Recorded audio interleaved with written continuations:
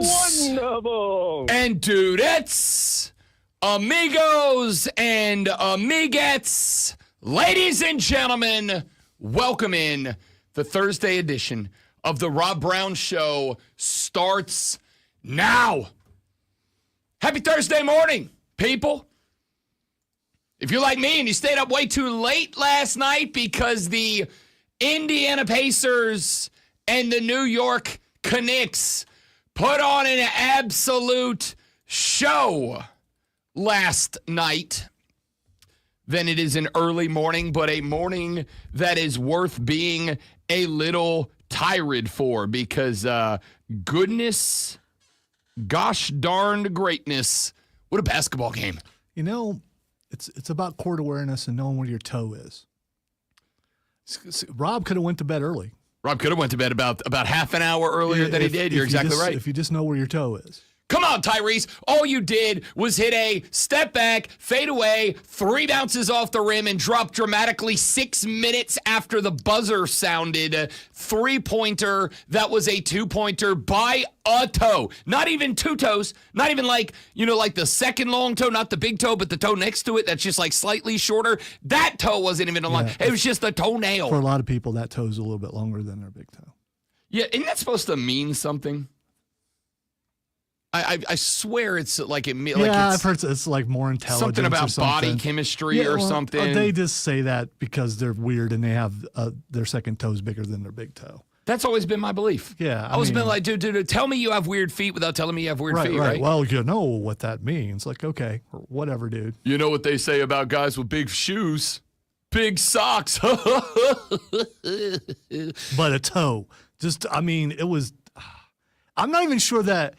I'm not even sure the toe touched the line. Oh, it did. Because it was over the line. It just, yeah. I'm pretty sure it did, but even if it didn't, if it's just over the line, they're going to call it. Tyrese Halliburton, as the buzzer sounds, hits a step back, fade away. We all thought it was a game winning, but it ended up being game tying 3. Then he, as the great one predicted, hit the Reggie Miller choke sign on the Knicks.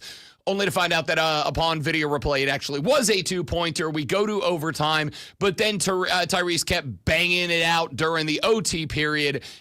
Pacers get the dub, 120, 138, 135. I don't have the score up in front of me. But they get the overtime win and take game 1 at Madison Square Garden. It's such joy to hear all the people in New York, including the overnight guy. I know he's your buddy. Patty B. But New York people cannot take it when their team loses. And it's hilarious because that's what they do. That's what New York teams do.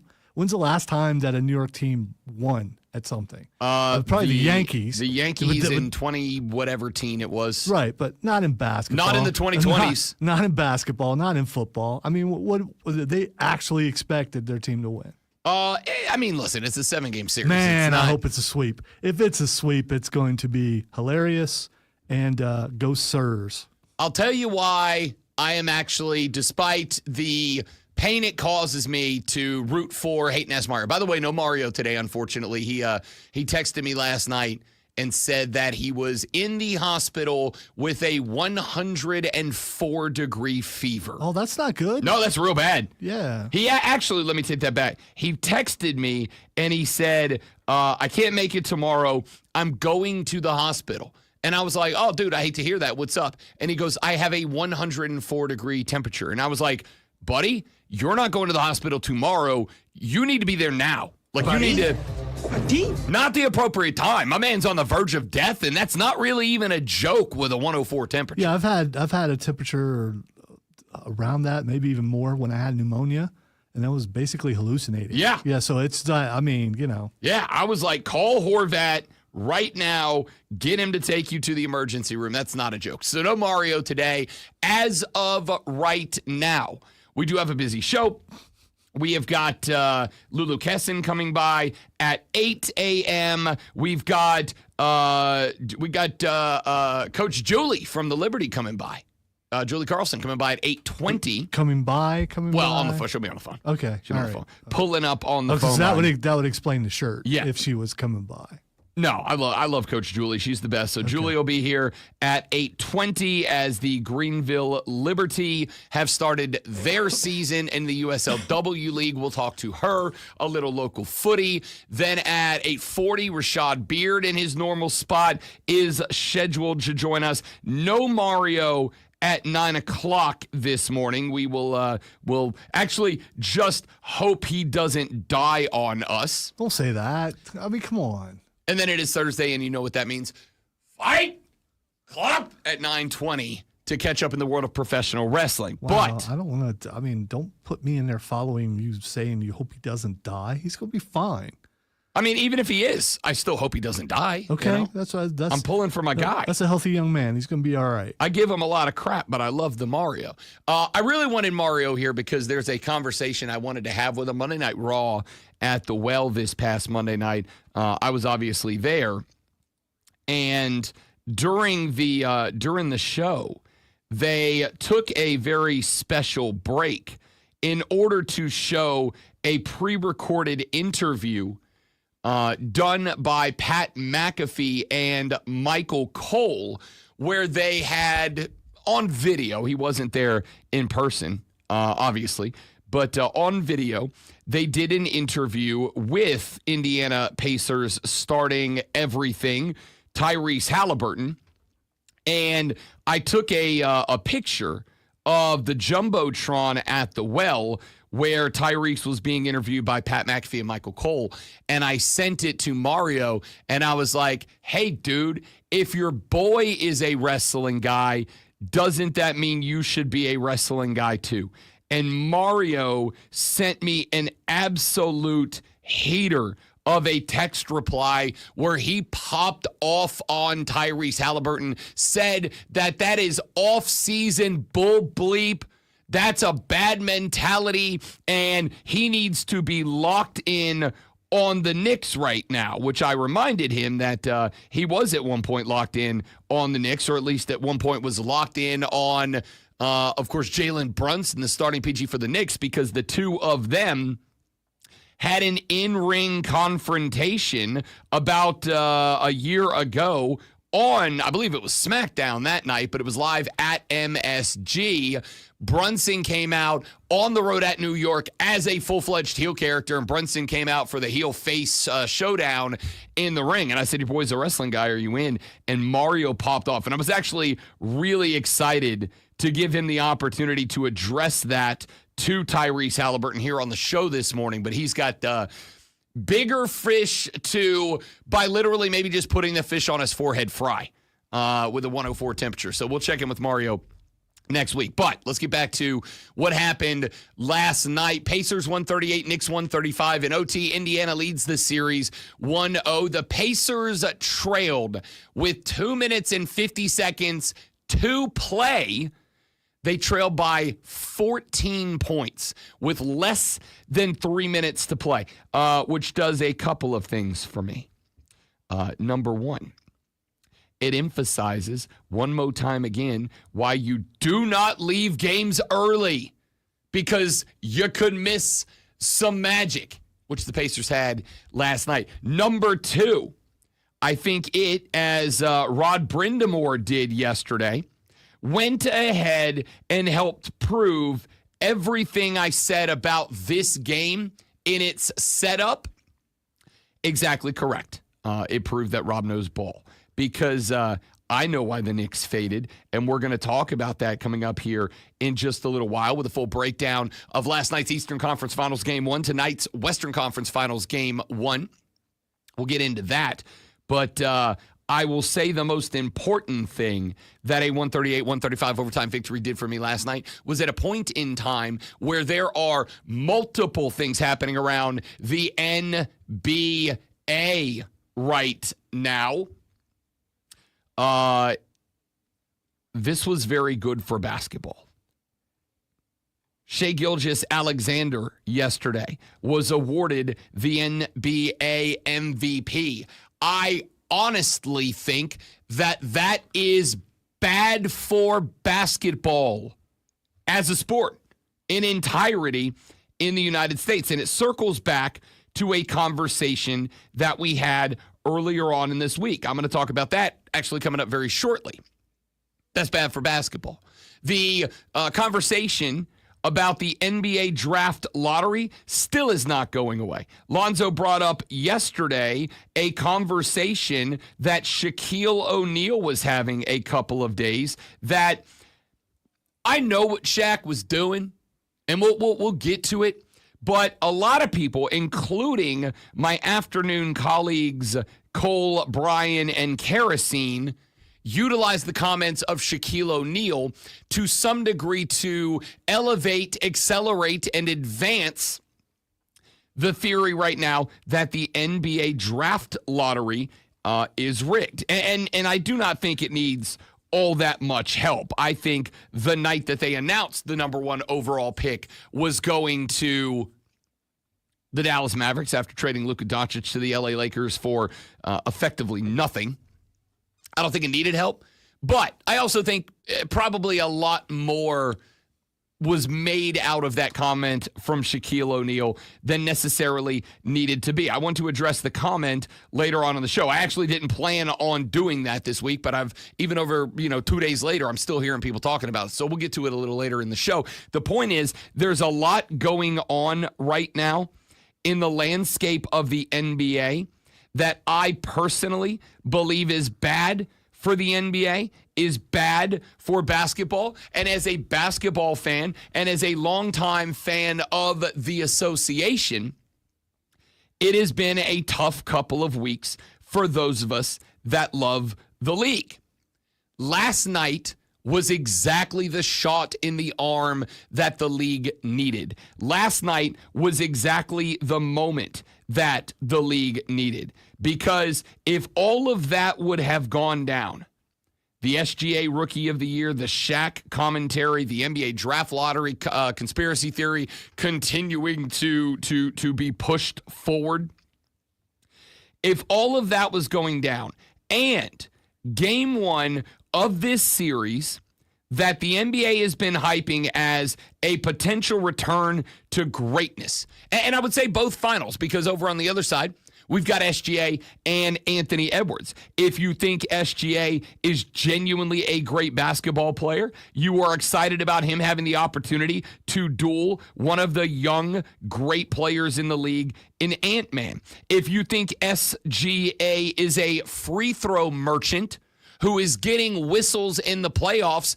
that nobody else gets, getting an even elevated version of the Jordan rules, then you are excited in the West about the possibility for Anthony Edwards to prove that he's a better player and eliminate SGA. Over in the East, Tyrese Halliburton, who was voted a few weeks ago, allegedly by The Athletic, voted on by NBA players, the most overrated player in the National Basketball Association, who in these playoffs has, as Michael Jordan said in The Last Dance, taken that personally and is on a tirade right now in the NBA playoffs up against Jalen Brunson, who even as a New York Knickerbocker, Jalen Brunson is kind of like America's basketball sweetheart right now. My guy's showing up on the late night shows. He's showing up on pro wrestling. He's showing up on stage at Broadway. He's showing up all these different places. And if you go listen to, watch, follow the interviews and whatnot of Jalen Brunson, he is, even if you hate the Knickerbockers, almost impossible to dislike. Jalen Brown, he's a great guy. Like, he's just a good dude. The stories he's told about his dad and his time in the league and growing up around it and how, privileged and lucky he is to be here, and he's not taking a moment for granted, yada, yada, yada. Great showdown. And on top of that, there is, whether it is manufactured or not, as Triple H said on Twitter the other day, almost like we wrote it, Brunson and Halliburton showing up in the Eastern Conference Finals. If game one would have been a dud, I think that would have been possibly traumatic for the NBA. Because if they would have spent all that time hyping up this rivalry as a classic, traditional NBA rivalry, if they would have spent all that money putting together the advertisements around Reggie Miller throwing up the choke sign at Spike Lee running down the court and hearkening back to the Knicks-Pacers rivalries of the 90s, et cetera, et cetera. If they'd have gone all in on that, and then we would have had a dud last night.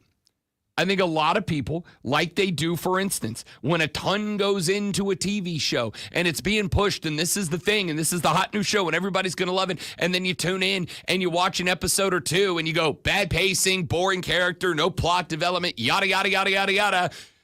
The attention span of Americans is stupidly short, okay? It's short.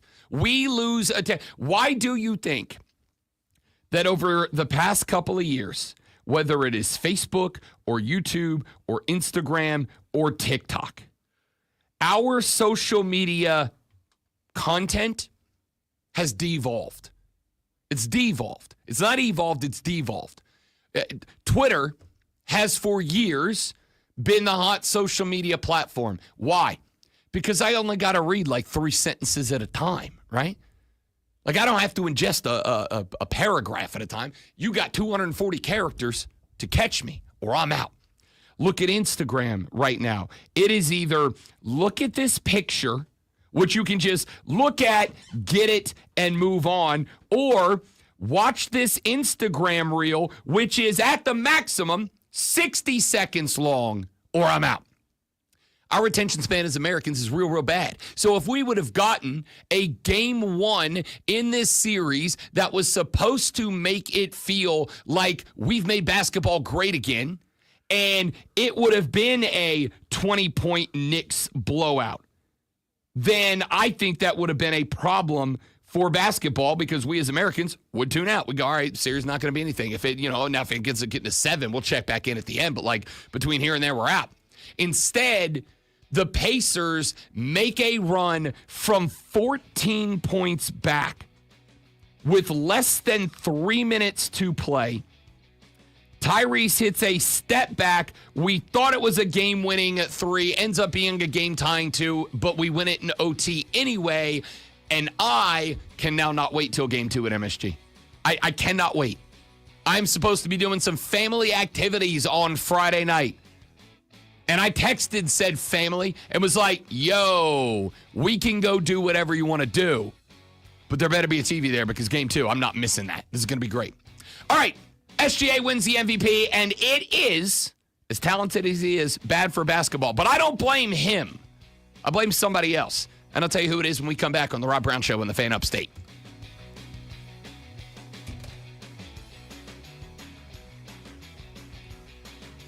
Yeah, I saw your DM, Brian. I'm sorry I didn't reply. I was not looking at my phone because I was watching both the NHL and NBA playoff games at the same time last night, which were both captivating down the stretch. Edmonton was up 3-1 at the end of the second intermission. Dallas scored 5 consecutive unanswered goals in the third period to win. That's stupid. That's unheard of. That would be like, for Edmonton, that would be like if you had like a 28-3 lead in the Super Bowl and you lost. Unbelievable. That's never happened. No, you would look at that and you would go, I'm not a fan of this team anymore. How could I be?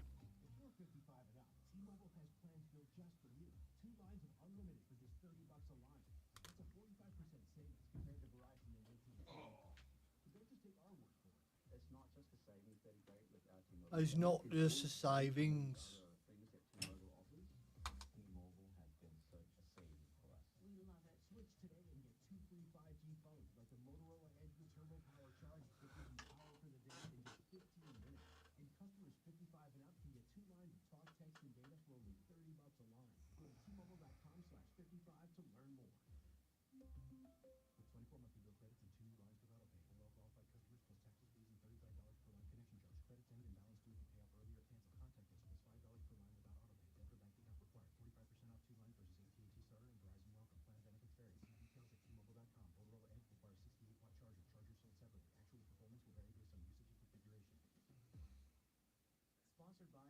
Education Lottery. Did you know that since 2002, more than 2.7 million lottery-funded scholarships, such as Life, Hope, and Palmetto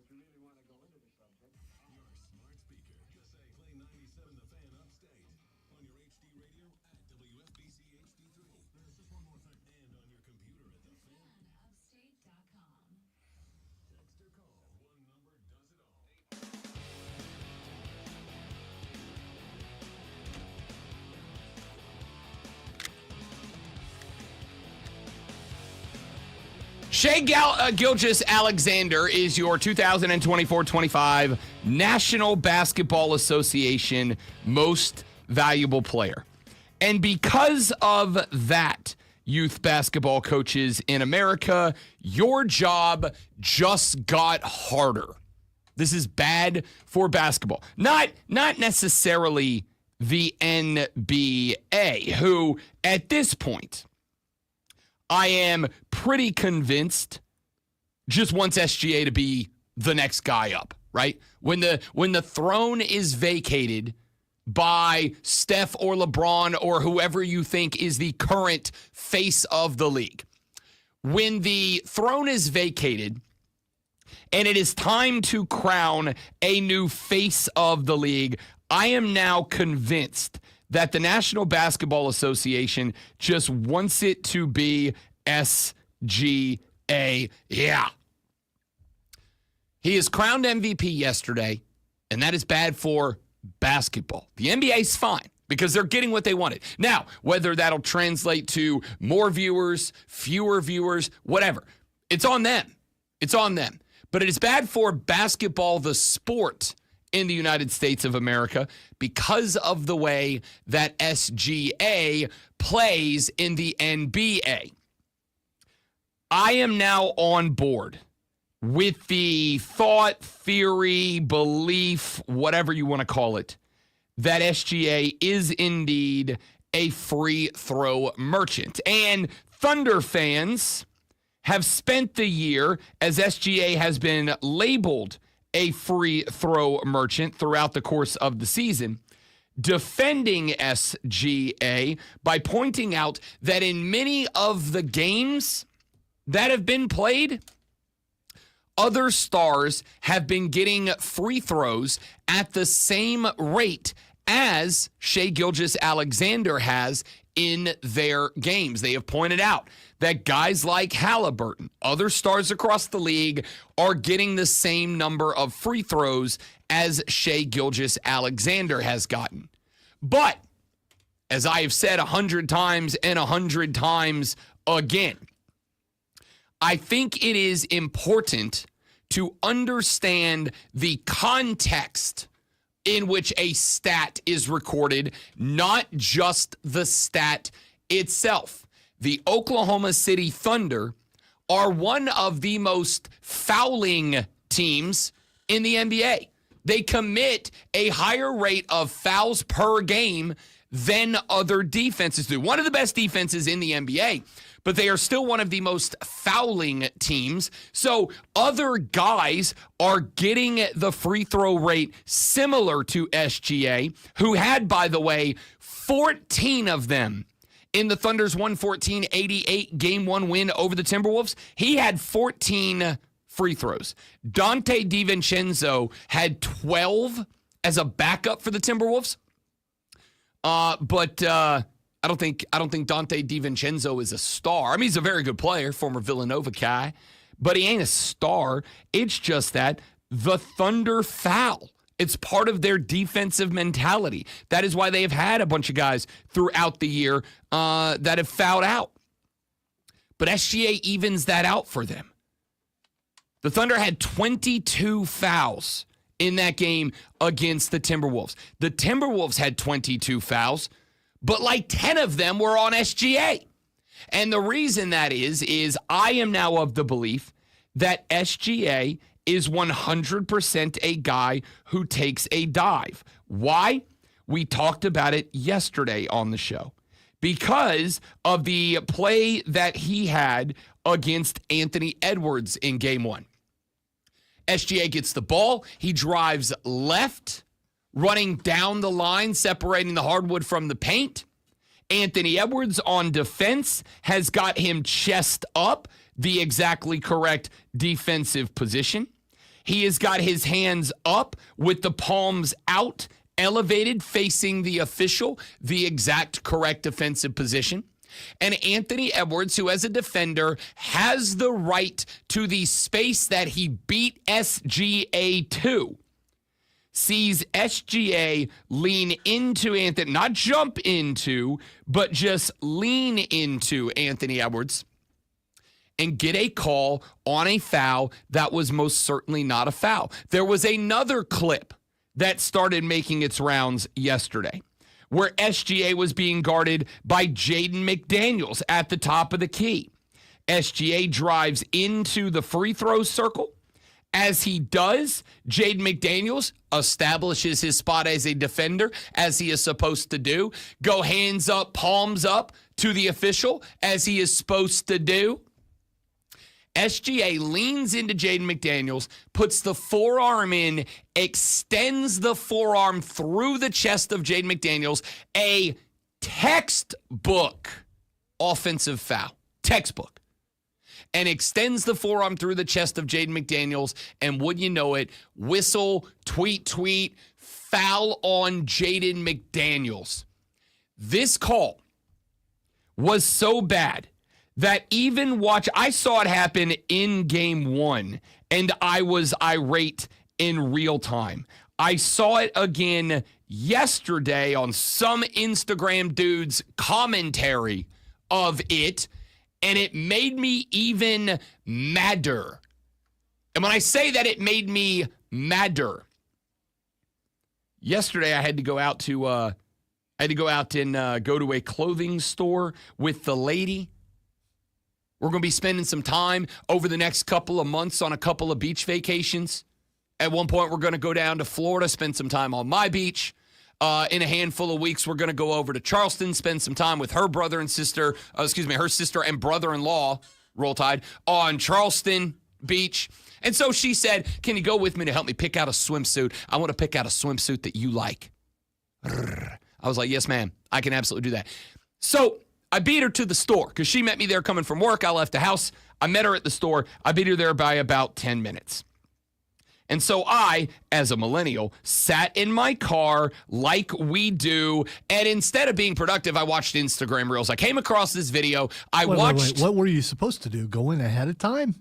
Yeah, like apparently what I could have done was like I could have gotten some work done. I could have got some show prep done. I could have gone in earlier and like picked out 4 or 5 that I really liked and been like, here's a few I like, babe. What do you think? And we could have done that. I didn't do any of that. Yeah, that wouldn't have been creepy at all. You're right. Going and doing that. Yeah. What's this big, fat, bearded weirdo doing picking out ladies' swimsuits? And why that one, you creep? Anyway, I sat in the parking lot, as adults do, and I doom scrolled social media. And I came across this clip, and it ticked me off so much that when we got inside of the clothing store and she was going through the racks looking for her new one piece, she turned to me and she looked at me and she's like, are you in a bad mood right now? And I said, yeah, I kind of am. I'm really sorry. I'm going to break the funk. And she goes, why are you in a bad mood? And I said, and I quote, Shea Gilgeous-Alexander. And she went, who's that? And I went, you're a normal person. I understand. You're normal. I'm a junkie. I get it. I understand. So here is why SGA winning the MVP is bad for basketball, and why those of you that are kind enough and gracious enough to coach youth sports just had your job get tougher. Because young ballers are impressionable. Young ballers watch the ballers in the NBA and they model their game after the best. And you can see that. I watched it as a young baller growing up. When Michael Jordan was the GOAT and I was playing young basketball, you had kids out there that stuck out the tongue and did nothing more than want to drive and hit acrobatic layups. And then when Kobe took the crown, you had young ballers out there that all of the sudden didn't care about driving the lane with power and authority. Now it was all about moves. Now it's about the pivot, the rotate, the spin. Now it's about the moves. And then when LeBron took to the throne, then it was modeling the game after LeBron and Jokic. Then it was about post guys becoming more important than ever before in younger basketball. Well, young ballers model their game after whoever is the cream of the crop in the NBA. And right now, that's SGA after winning the MVP. Now, old hats like me and you, we can look at SGA's game and go, that guy flops. That guy dives. That guy does these weird faces while contorting his body in a reaction to physical contact that didn't happen. But here's the thing. He gets the calls. He gets to shoot 1,000 free throws a game, and he gets to pump up his points per game average because he scores 20, but he gets 14 free throws converted every night. So that 20 is now 34, which means that I am afraid young ballers are about to start copying that methodology, which means that if SGA is going to be the face of the league, all you young coaches out there that are working your way up through youth ball. Maybe you're a kind-hearted soul who's volunteering down at the local Y to get those elementary age kids playing hoops. Maybe you're a teacher at a local middle school and you are trying to teach fundamentals of foundational basketball to middle school kids so that they can go up to your local high school and make the team. Maybe you're a high school coach of a JV squad trying to develop the freshmen and sophomores so you can ship them up to the varsity team and they can win a state title. Maybe you're a coach of a varsity team and you've got developed high school players that you're trying to make something happen. All these kids are going to watch as the NBA celebrates SGA and go, oh, so let me get this right. If I drive into the lane and I jump into a body and then I throw myself on the ground as if a mortar has gone off under the basket, then I can go get an extra 14, 16, 20 points per game from the free throw stripe. Yeah, I'm going to do that. By the way, as someone who recently saw youth basketball at the 6-year-old level, they're already doing that. Yeah. No, the coaches are already teaching kids to do that. I saw it firsthand a couple of times, and I'm like, wow. Already at the lowest level you can be, they're already doing that. Now, I would like to say, because there is a second part of this conversation to me, I don't blame SGA. And to some degree, I blame Steph Curry. It's absolutely not Steph Curry. I do not blame SGA. I don't blame him for playing the way that he plays. I don't blame him for being the player that he is. And I don't blame young coaches if they care about winning more than development, which you should not, young coaches. If you're coaching elementary level ball, middle school level ball, high school JV level ball, you should not care more about winning than development. But I don't blame SGA. I blame the NBA.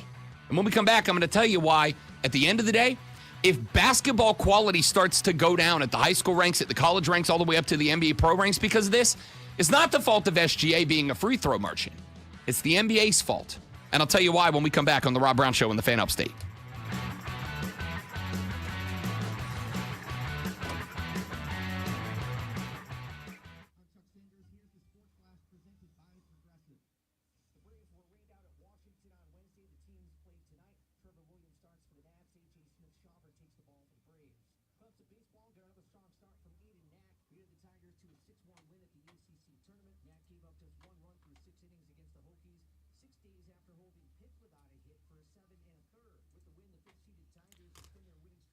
I don't think you're crazy for picking the Stars. You got good goaltending out of Jake Ottinger right now. You've got a power play unit that might be the best power play unit in the Stanley Cup playoffs right now. They have of their 5 goals in the third period, I think 3 of them were off the power play.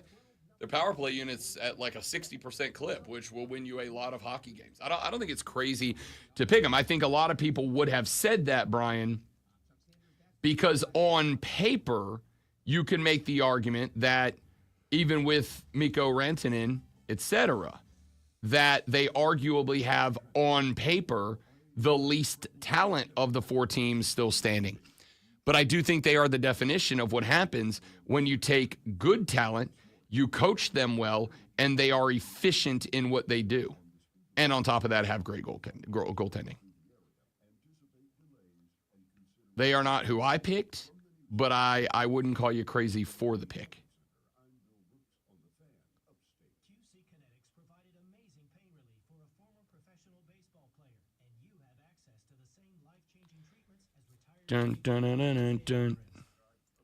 Bum ba na na na ba. Arthritis developed and the pain was unbearable. It wasn't just pain when I was trying to play sports. It was anytime I was moving the right elbow. It was pretty excruciating at times. That's when Jose discovered QC Kinetics and the regenerative treatments that help the body heal itself, restoring damaged tissue and providing relief with no surgery or downtime. Jose's message to the medical professionals at QC Kinetics? My elbow is feeling outstanding. Where were you 10 years ago, for crying out loud? QC Kinetics is right here. Call for your complimentary consultation. Call QC Kinetics, 864-448-3772. That's 864-448-3772. QC Kinetics, 864-448-3772. All aboard! Next stop, unforgettable baseball fun. Hudson Spartanburg is the base and serving up season action all season long. Hop on board and join the ride. Get your tickets now at HubCitySpartanburgers.com. You ever try to fix your car and realize you're missing that one car? Yeah, been there. That's why eBay's my go-to. They've got millions of parts, guaranteed to fit. I'm talking brake pads for when yours have seen one too I don't know if you would get this, but someone posted struck it big at garage sale today, and it's a picture of the Necronomicon. That's good. I like that. Now is the perfect time to start on your next success. An accredited state university, University of Maryland Global Campus offers online and hybrid courses. Plus, you can earn up to 90 credits toward a bachelor's for prior learning and work experience, or transfer up to 12 credits toward a master's. No application fee if you apply by May 30th. Learn more at umgc.edu. I need 30 seconds, guys. We'll be right back.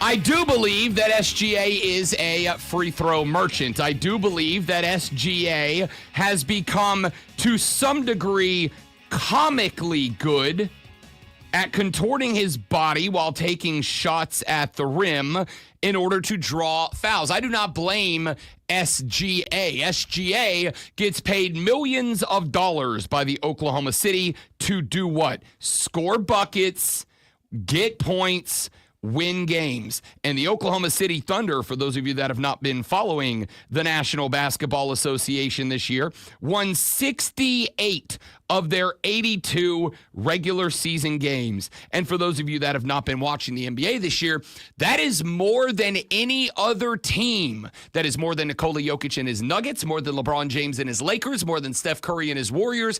He and the Thunder won more games than any other team in the National Basketball Association. So I do not blame SGA for becoming a free throw merchant, because SGA is performing to the highest level of anybody in the league at his job. Score points, win games. He has done that better than anybody else. He won the league scoring title this year, scoring more points than anybody else. And his team set the wins mark in the NBA, winning more games than any other team. He did exactly what the hell he's supposed to do. Score buckets, win games. He did that. Score points, win games. A lot of buckets, a lot of free throws too. I don't have an issue with SGA because at the end of the day, SGA recognized at some point in this season, whether it was told to him or whether somewhere 5, 6, 7, 8, 10 games in, he realized, oh, they're giving me calls. They're giving me calls that they're not giving anybody else. They're giving me calls that if I just look like I took a sniper round to the chest, even if I do not get touched, if I just look like I got popped, they're going to give me 2 free buckets from the stripe or 1 if I make the basket. And he took advantage of that. At the end of the day, the goal is points and the goal is victories. And SGA figured out that there is a bug in the software that allows him to get those 2 things without cheating. He's not violating any rules. He's not taking advantage of anything that's not straight up being given to him. I do not blame SGA, just like I don't blame a soccer player who dribbles the ball into the penalty box, gets breathed on too hard, and goes down like he's in the opening scenes of Saving Private Ryan. Because if he earns a penalty kick, there's like an 85% chance that his team is going to get a goal. And if he can get that goal, that goes a long way. It turns out in soccer, scoring goals is a very good way to win some games. Who and what I have a problem with is very simple. The people that allow that to happen. I have a problem with the NBA's officials who allow this to happen. And more importantly, I am very much on the verge of adding the NBA to the MLB. In terms of, do you know what my greatest criticism about Major League Baseball over the past few years has been? Not the fact that they have routinely had bad umpires on the field, Angel Hernandez, C.B. Buckner, guys who I know their names. At the end of the day, I shouldn't know your name. I shouldn't. If you are doing your job, I shouldn't know your name. And I even include good officials whose name I know. Guys like Teddy Brothers. I like Teddy Brothers. Good official. Like, good official, commands the respect of the game, never lets it get out of hand. The problem with Teddy Brothers is every time that Teddy Brothers has an interaction, he is so demonstrative in the way that he talks to players, talks to coaches, talks into the mic after replays, whatever. Like, it's like he thinks he's putting on a comedy show. And it's like, or a dramatic reinterpretation of what happened. I don't need you doing that. Walk to the mic and go, Indiana challenges the call. Jalen Brunson did indeed touch the ball out of bounds. Pacers basketball. And let's get back to the play. So you don't want them to be entertaining. Correct. You're watching a product to be entertained, but that part of the product you don't want to be entertaining. I am watching an athletic competition to be entertained by the athletes, not the officials. That is 100% correct. That is 100% correct. So, what I am saying here is my biggest complaint for the past, I don't know, a very long time with Major League Baseball is not just that we have had a bunch of officials who have ultimately been bad.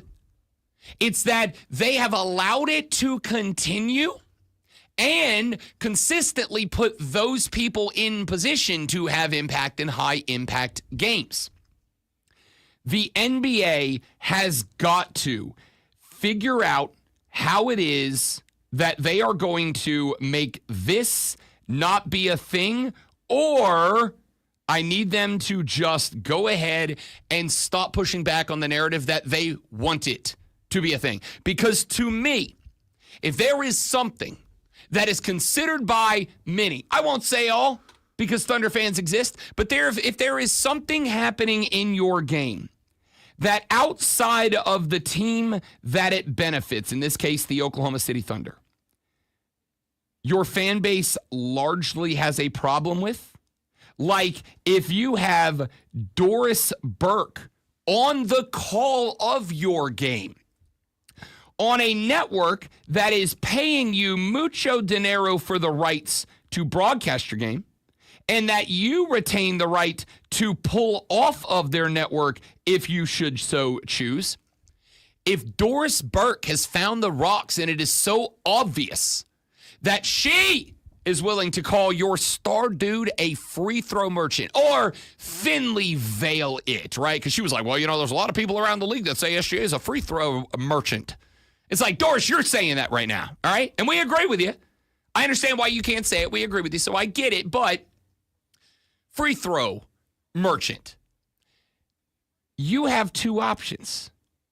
You can either do something about it and at least offer an explanation of why you're not going to change it, or a solution and an effort to change it, in which case I can say, oh, the NBA believes that SGA being this dramatic flopper, again, I don't blame him because, hey, if they're going to give you a path to victory that you otherwise don't have, you take it, okay?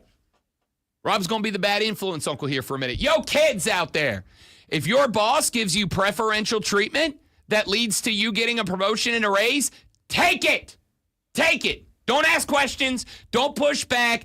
Take it. You can get that job, and then you can influence change with more power down the line. But if you get a path to victory that's easier and makes your life better off, just take it, okay? SGA takes it, no problem with that. So the NBA can offer up a solution. Say, you know what, after evaluating the season, yes, we believe that perhaps SGA may have had a little assistance to the finish line of being the NBA's 2025 National Basketball Association scoring title holder by being given 1,000 free throws a game. And during the offseason, we are going to evaluate, along with our officials, some of those games. We're going to evaluate the way that fouls are called. We're going to do some training sessions with our officials. We're going to work hand in hand with the NBA's Officials Association Union, and we're going to come up with a way that we can better officiate the game next year so that this doesn't happen. Or option number 2 is you can say and do nothing. And if you say and do nothing, you are effectively telling me that you think there is no problem, in which case I have a problem with you, or that you know there is a problem, but you don't care about it, in which case I'm not watching Thunder games anymore, which would be too bad because it's a team that's done a hell of a job building a young core of players that they can keep together for a very long time. SGA, Chet Holmgren, Jaden McDaniels. These are all young dudes that are, and I mean this, I am not saying that they are going to become a dynasty. I'm saying as of right now, they are the most likely team in the NBA to become a dynasty. And while the concept of power teams has gotten very annoying across the NBA, even I, as somebody who rooted for some of those power teams back in the day, the concept of the power team is going away. However, there is one thing that is true, has been proven true time and time and time again. Whether it's because you love them or you hate them, America loves a dynasty. Maybe we love them and we want to support the dynasty because, hey, man, this is fun to watch this team just beat the crap out of everybody else. Or maybe you hate him. It's like Ric Flair. You might hate the guy, but you're tuning in and watching every time because you want to see him lose. We love a dynasty. And the Oklahoma City Thunder have built a young core that right now, if there is a team in the NBA that can become the next dynasty, it's them.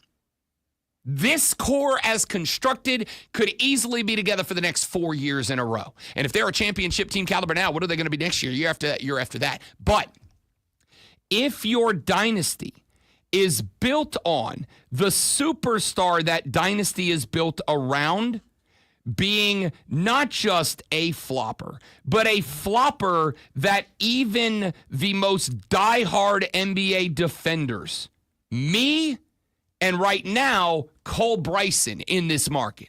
I believe that we are the only two, and Lonzo, let me be real clear, and Lonzo, we are the only ones.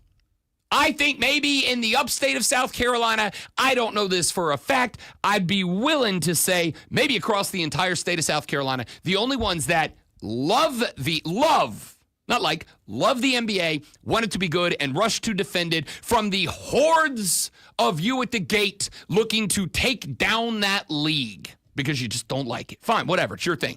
I love it, I defend it. Cole loves it, he defends it. Lonzo loves it, he defends it. We love the association. If the dynasty in creation, the Oklahoma City Thunder right now, are going to become a dynasty on the back of SGA, but SGA is going to lead that dynasty by having 10, 15% more free throws than anybody else in the NBA because he throws himself around. I remembered yesterday a press conference clip that came from a game a few months ago when the Oklahoma City Thunder played the Detroit Pistons. J.B. Bickerstaff, who is a finalist for NBA Coach of the Year this year because of what the Detroit Pistons did. That team's on its way too.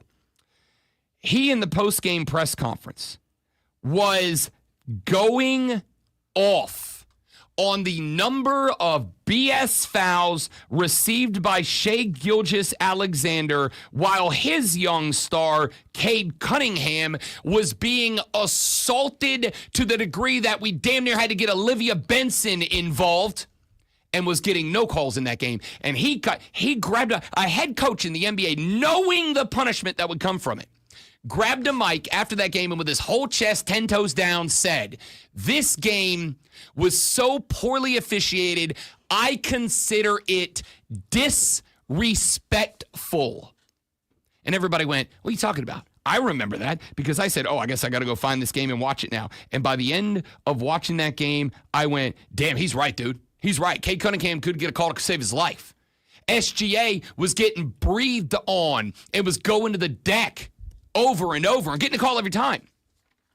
If the NBA is going to prop up the Thunder as a dynasty, I'm okay with that because I like the young players on that team. For the record, I like SGA. I think he's one of the most talented basketball players in the NBA. But if you are going to give him with these garbage, not even ticky-tack, because ticky-tack fouls are widely accepted definitionally as minimal contact that, yeah, maybe it's a foul, maybe it's not, but there's contact. SGA just throws himself at the ground and he gets these calls. His jersey flaps in the wind and a finger drags it and they call it a foul. It's not good enough for me. It is so bad that I came in here after game one the next day and said, as much as I was looking forward to the series, if every game's going to look like that around SGA, I'm not interested. I'll stick with the Eastern Conference Finals, and if the Thunder make it to the finals, I'll see them there, but I'm not going to watch the games if this is what they look like. It was bad. And I love the association. I've been waiting for the conference finals for a week. I'm excited about them. Not after seeing what I saw. So, if the NBA fixes this, if the NBA says, look, SGA is really good, but we're going to make him survive on talent, not calls, then I'm going to be a huge Thunder fan because I like this team. But if they are not, and they say, nope, we're good with it, we love everything that's happening, it's going to be hard for me, even as an NBA lover and defender, to take that league as serious and credible. It will be nothing more than, hey, I'm going to watch it. I'm going to tune in to watch the best basketball players in the world play the best basketball in the world, but I don't really give a damn about your title or your playoff brackets or anything else. Your thoughts? I want them 844-326-3663. Lonzo Sports Flash. I want that too. The world wants it. Now they're going to get it. The Indiana Pacers have a 1-0 series lead over the New York Knicks in the Eastern Conference Finals after a 138-135 overtime win last night. Tyrese Halliburton had 31 points on 12 of 23 shooting, and Aaron Naismith added 30. The Knicks held a lead throughout the entire fourth quarter, but a bouncing long-range shot from Halliburton at the buzzer forced the overtime. Shame his toe was over the line. The Dallas Stars power play offense came alive in the third period for a 6-3 win and a 1-0 series lead over Edmonton in the Western Conference Finals of the NHL playoffs. Edmonton held a 3-1 lead at the final intermission, but Dallas scored 5 goals in the third period. And Aiden Kanak pitched 6 innings of 4-hit, 1-run ball to lead the Clemson Tigers to a 6-1 win over Virginia Tech in round 2 of the ACC baseball tournament. Clemson gets NC State in the quarterfinals tonight at 7.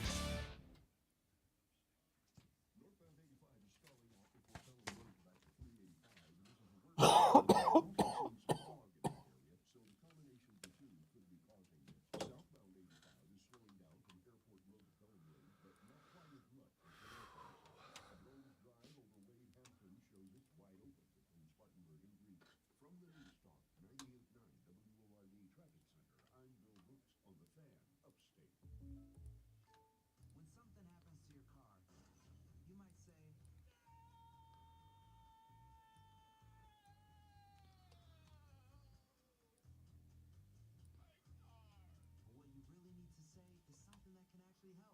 Like a good neighbor, State Farm is there.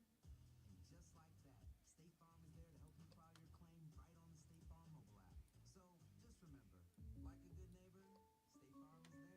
State Farm, Bloomington, Illinois.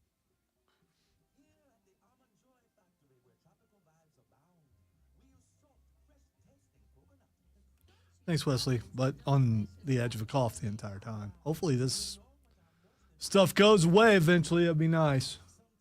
Here we have the Limo Emo in its natural habitat, helping people customize their car insurance and save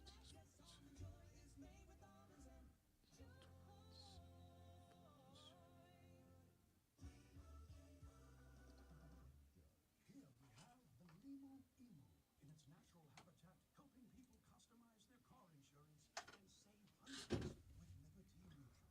Fascinating. It's accompanied by his natural ally, Doug.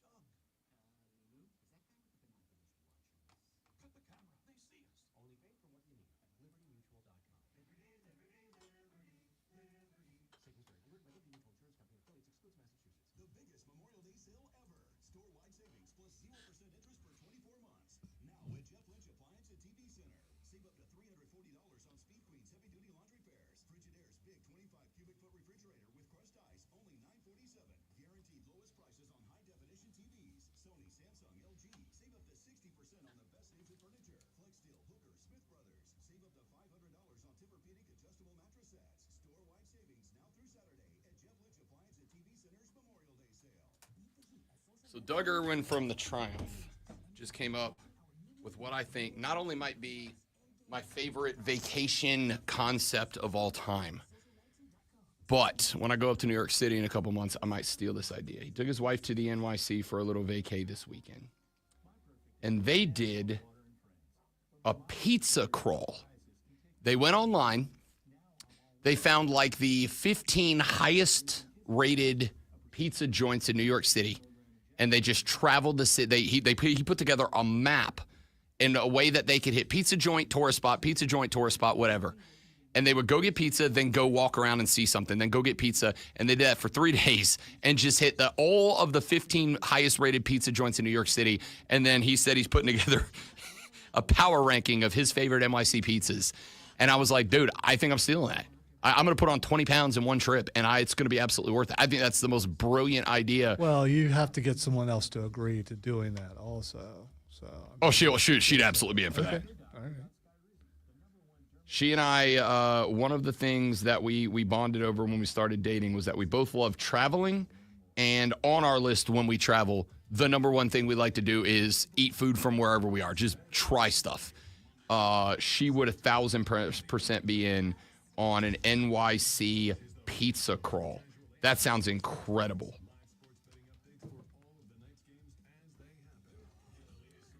There are those strange people out there who don't like pizza. I'll never understand. I've met them. I'll never understand. Like, you do you, and you live your life. Oh, I have another funny story for you. Last night, so it's hard to set up. There's this Instagram account where every day this guy is spinning one of those wheels like we did with the NFL blind rankings, right? But he put every country in the United States of America, and every day he spins and he eliminates 10 countries. We're going to see what the county, we'll see what the last county standing is. It's dumb and it's addictive. So yesterday, they eliminated like 3 cities from Alabama. And as I was scrolling through the comments, this guy said, shout out Greenville, South Carolina, we're still alive. So I responded back to him, and I'm like, yeah, man, like, shout out from the 864, I'm up in here too. And I got responded to by another account that was like, what up, guys, 864 representing too. Well, all of us Greenville people in his comments, we were all kind of cross-following each other, right, to get to know each other. And I clicked on this guy's profile after I followed him, and I saw that he's a furry, and I went, auto unfollow, I'm back out. So mean.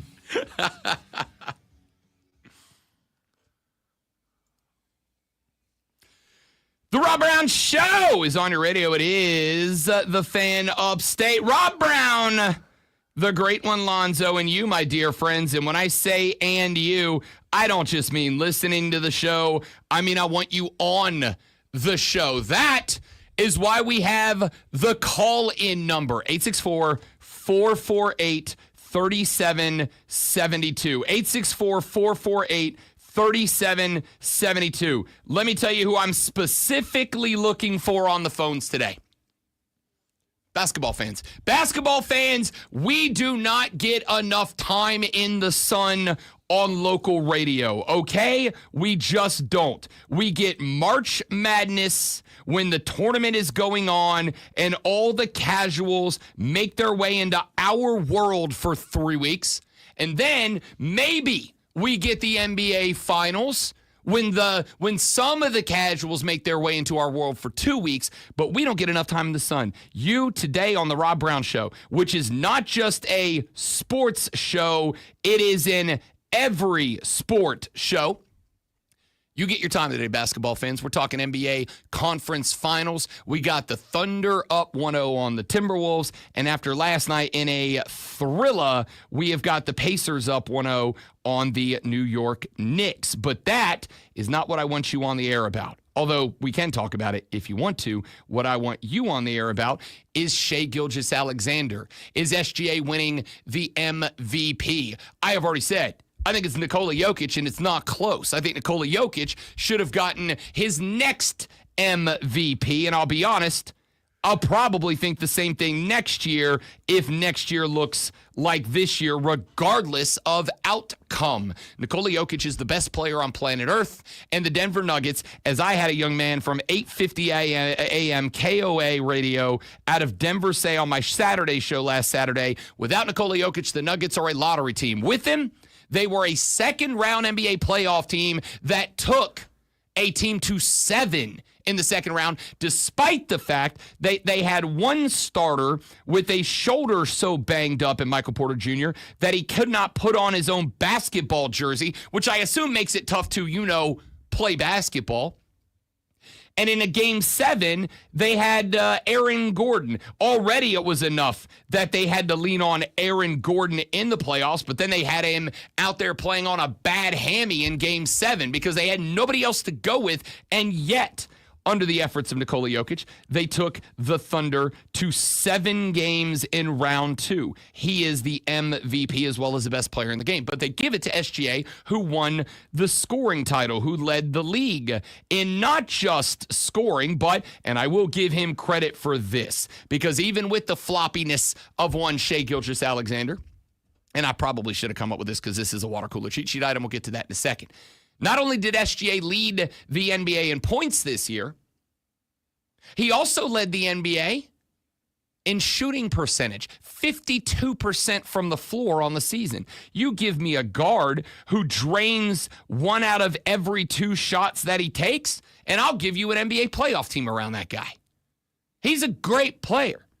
But I feel like basketball at its lower levels will be damaged by SGA winning the MVP because young, impressionable ballers are going to look at SGA throwing himself around the hardwood like he's getting shot and think that's what basketball is. And the problem I have is not that all y'all's cheering are about to start playing frustratingly bad basketball. The problem is that all y'all's cheering when you got to head up to the rec center on Saturday at 7 a.m. to watch a youth basketball game of bad basketball and flopping kids while I remain, naked in bed sleeping. The problem is that y'all's cheering are going to grow up to be the college basketball players that I do want to watch play in a couple of years. And if they still have that mentality at that point, the game's going to suffer. And then those players are going to get to the league. And the last thing I want is the entire NBA playing like Shai Gilgeous-Alexander. So, on the phones today, I'll tell you who I'm looking for. I'm looking for basketball fans. I'm looking for NBA fans. I'm looking for basketball fans. And I'm looking for your reaction to SGA's efforts to become the MVP. Do you believe that he is a free throw merchant? Do you believe that he is a flopper? Do you believe, as I do, that the NBA should do something to nip that in the butt? Or do you believe it ain't that big of a deal? Am I making much to do about nothing? Doth I protest too much? And are you worried or not about SGA's game becoming the way that basketball is played, because the NBA just handed him the most prestigious individual award that the highest basketball league in the world hands out every year? So basketball fans, I'm looking for you this AM. 844-326-3663. 844-FANFONE. That's the number to call in. I want you on the phones this morning. Do you believe that the way SGA plays ball, A, is bad for basketball, or do you believe that I'm making too much out of nothing? That number is also the number to the Hub City Spartanburger text line at 844-326-3663. You can text your thoughts. I'll read them on the air. Text line's open as of this segment. 844-326-3663. Shoot me your opinion on SGA and his game, his style, his winning the MVP, and if you think, as I do, it will have a negative impact on the sport at large moving forward. Hub City Spartanburger text line 844-326-3663. You can also tweet me at The Rob Brown Show. Tweet Lonzo at Lonzo on Word. Tweet us all at VFanUpstate. Give me your thoughts on Twitter if you prefer, or if you got something more long format and you can't or don't want to come on the air, at The Rob Brown Show is my email address. It is open throughout the duration of the show. I will read your emails if it's easier for you to shoot me a message from the computer as well. Yada, yada, yada. 707, we gotta do this. Are you ready for the playbook of the peculiar, the almanac of the absurd, and the encyclopedia of the extraordinary? Well, you better be, because we're diving headfirst into the 3 top stories that will have your coworkers saying, "Burn it down! Burn it down!" Take their first bathroom break. No. Here we go. Welcome to the water cooler cheat sheet on the Fan Upstate. The water cooler cheat sheet, the top 3 sports stories you need to know before you get to the office and start talking sports this AM. When you show up, when you get those passive-aggressive emails responded to, once you get that TPS report on the boss's desk, and once you have done those 11 minutes of work, and it's on to the next thing, which is walking down that long hallway, setting up shop in the break room and talking sports with that one dude from the janitorial staff that you just love talking sports with. Here's what you're going to be talking about. Ladies and gentlemen, let us dive right in with item number 1. NBA and NHL playoffs roll on. Updates from last night. We mentioned it just a minute ago. 138-135 in overtime victory for the Indiana Pacers over the New York Knickerbockers. A lot of sad, fraudulent celebrity Knicks fans in MSG last night. The Knicks led this game with 2 minutes and 50 seconds left to play by 14 points. And then they lost because the Pacers were just better coached down the stretch. The Pacers executed down the stretch. And with everything on the line, 5 seconds to play, Tyrese Halliburton, a WWE icon, drives into the paint looking for the tying basket, gets the ball knocked out of his hands, but he doesn't panic. He doesn't freak out. He collects it. He steps back out behind the three-point line. He launches a buzzer beater of a J that drops. However, toe on the line. It was not the game-winning three-pointer that we thought it was. Instead, it was a game-tying two-pointer. We are headed to overtime. And in the overtime period, the Pacers were just better. I had a theory about this series. The series theory was, as good as the Knicks are on defense, and I cannot tell you how many times I have been bitten on the backside by going against the old narrative that defense wins championships. The New York Knicks have one of the best defenses in the National Basketball Association. However, they have one fatal flaw for this series. Tom Thibodeau leaves his starters in too long and in questionable spots. And I knew that was going to come into play in the second quarter when Jalen Brunson picked up foul number 4 and stayed on the floor. You got to have that dude to win if you're the New York Knickerbockers, but they left him on the floor in that spot. Now, he did not pick up foul number 5, but he could have, because if I'm the Pacers, I'll put the ball in the hands of Tyrese Halliburton. I'm running as many picks as I need to get him one-on-one with Jalen Brunson, and I'm just attacking him. I'm making him get that 5th foul. Or Tyrese is going to get a bunch of mildly contested field goal attempts. Not a good look. So we get to the fourth quarter. Tyrese Halliburton hits the big stone shots at the buzzer to give them a chance in OT, and the Knicks just looked like the legs were tired. And that makes sense because the series theory was, despite defense winning championships and the New York Knicks having one of the best defenses in the National Basketball Association, at the end of the day, even the best athletes on planet Earth are still human beings, and they still only have so much gas in the tank. They can only go so long before they get winded. And the Pacers, who have been playing with pace all season long, getting roughly 100 possessions a game, just about more than anybody else in the league, they just wore the Knicks down. Knicks ran out of gas. They ran out of legs. Pacers outdo them in the overtime period. They're up 1-0. Over in the NHL Stanley Cup playoffs, 6-3. The Dallas Stars take a 1-0 series lead over the Edmonton Oilers. It was 3-1 to Edmonton at the end of the third period, and then at the end of the second period. And then in the third period, the Dallas Stars went goal after goal after goal after goal after goal. 5 consecutive and unanswered goals for the Dallas Stars, 3 of them on the power play consecutively, and then 2 more in the final 4 minutes of play give the Dallas Stars a 6-3 win. They are up 1-0 on the Edmonton Oilers. Let us go to item numero dos.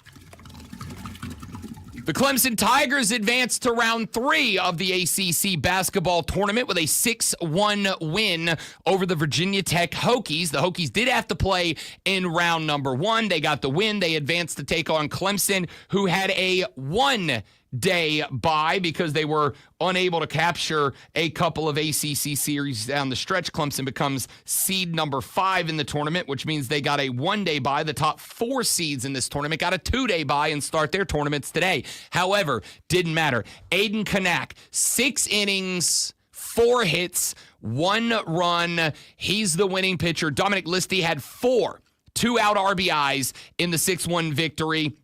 Kanak earned the win, like I mentioned, 4 hits, 1 run, 1 walk, 6 Ks, became the first Tiger with 9 wins in a season since Matt Clark did it in 2019. Hokie starter Brent Renfroe suffered the L, 8 hits, 6 runs, and 2 walks with 10 Ks in 5.1. The Hokies struck first with a Ben Watson dong, then Can Camarella led off the bottom of the first inning with a double to extend his hitting streak to 16 games, scored on a wild pitch a few pitches later. Later in the frame with 2 outs, Listy hit a 2-run shot, his 5th of the year. He also doubled Clemson's lead in the 5th with a 2-out, 2-run double. Then Ken Cannarella lofted a sacrifice fly in the 6th inning to get the 6-run lead. It was all chicken but the gravy at that point.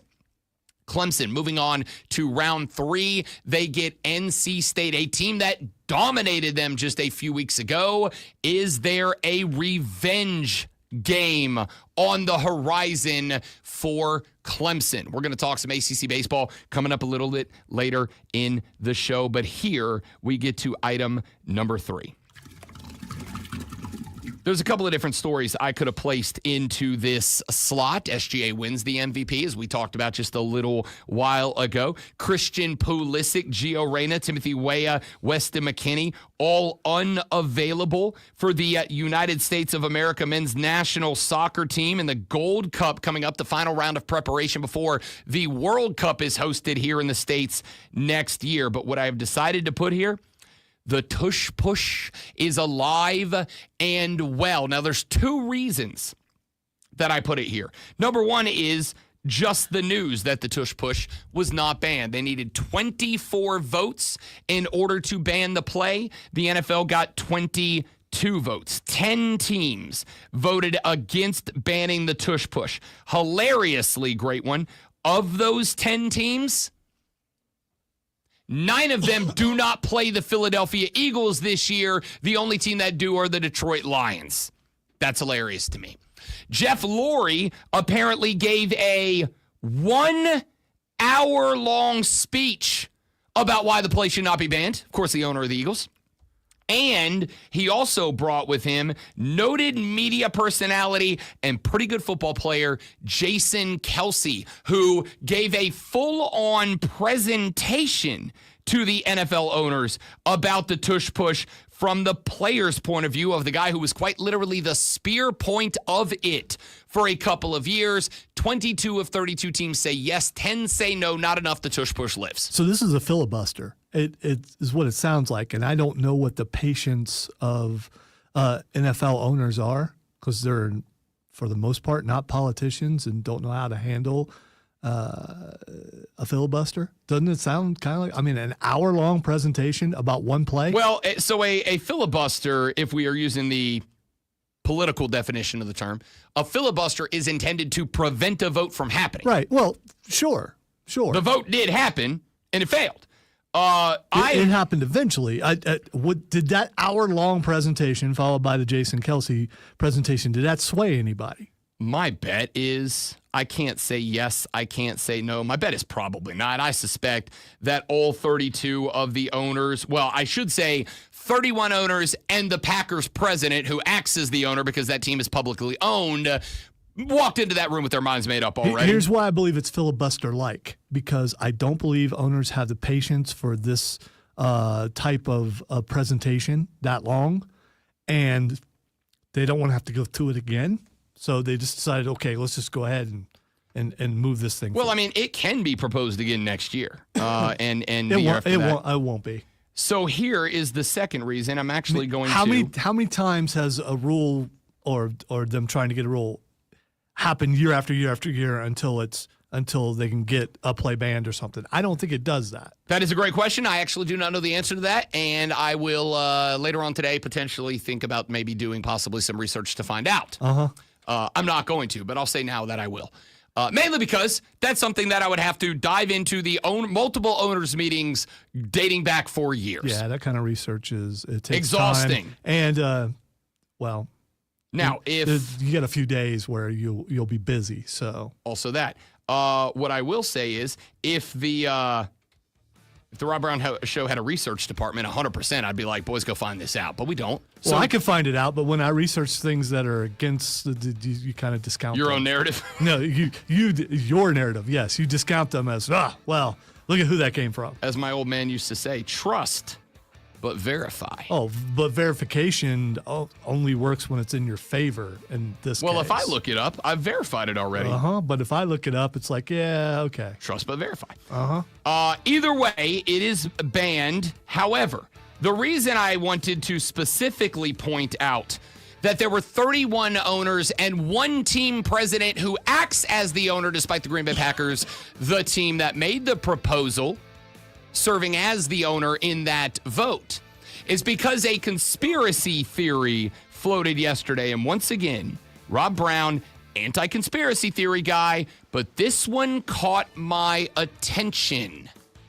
Was it actually the NFL that proposed the ban via proxy? Some folks think that they may have used the Packers as their scapegoat. I'll tell you why when we come back on the Rob Brown Show in the Fan Upstate.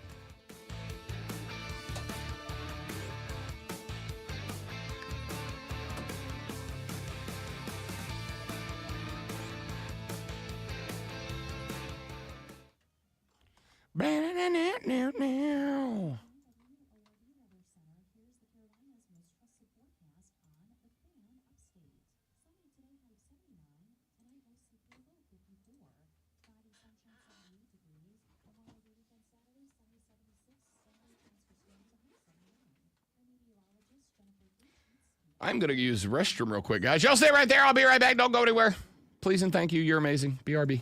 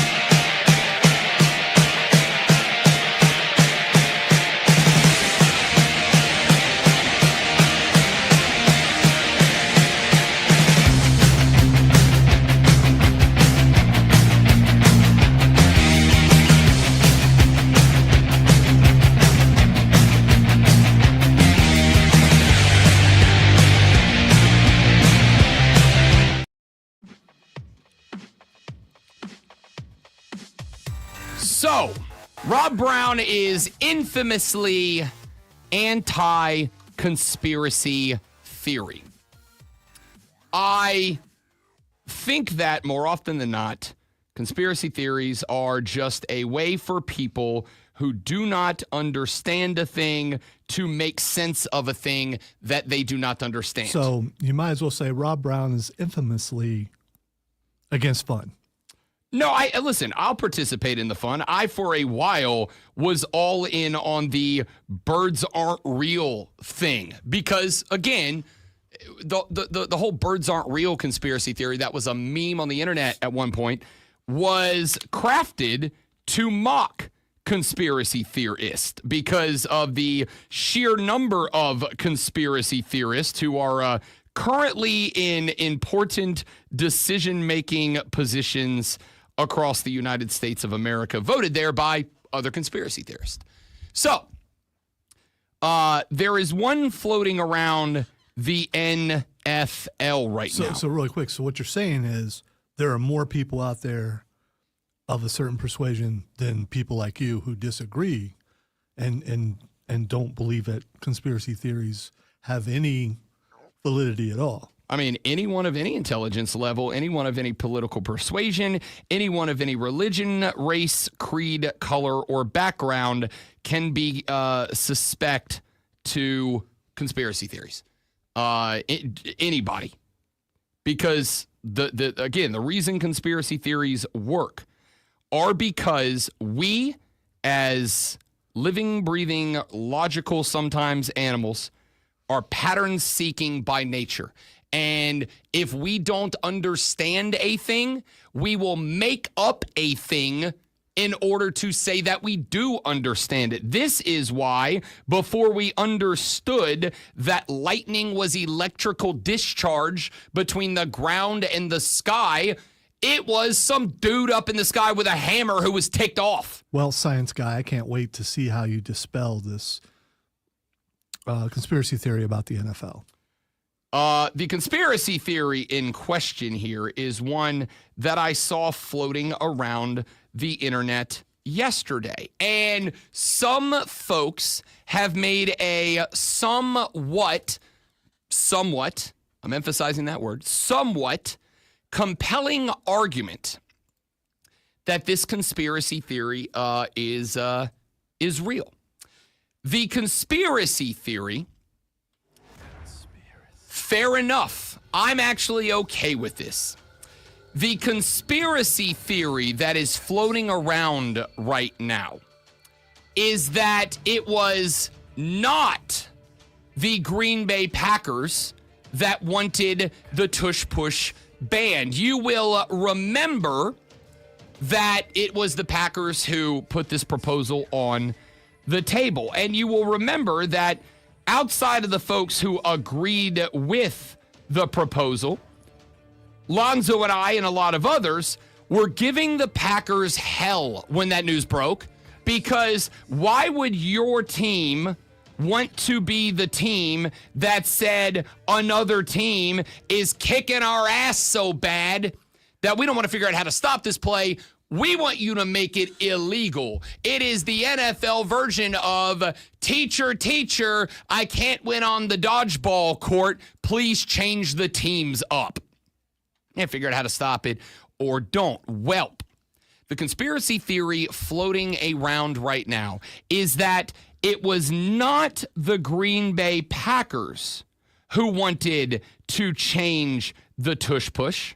The theory going around is that it was actually the NFL front office that wanted the tush push going around. But the NFL itself cannot bring a rules change proposal to the table.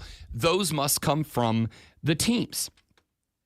Lions president Rod Wood who, of course, the Lions had a rule change proposal that was on the table. They did pull it off at the last minute, which simply tells me that they knew before the meeting that they did not have the votes to get a playoff reseeding proposal. Remember, the Lions put forward a proposal that said, from this point forward, seeding for the NFL playoffs will be determined by final record. We will still have divisional winners. We will still have wild card teams. However, if a wild card team has a better record than a divisional winner, they will get a higher seed, and that could include the bye.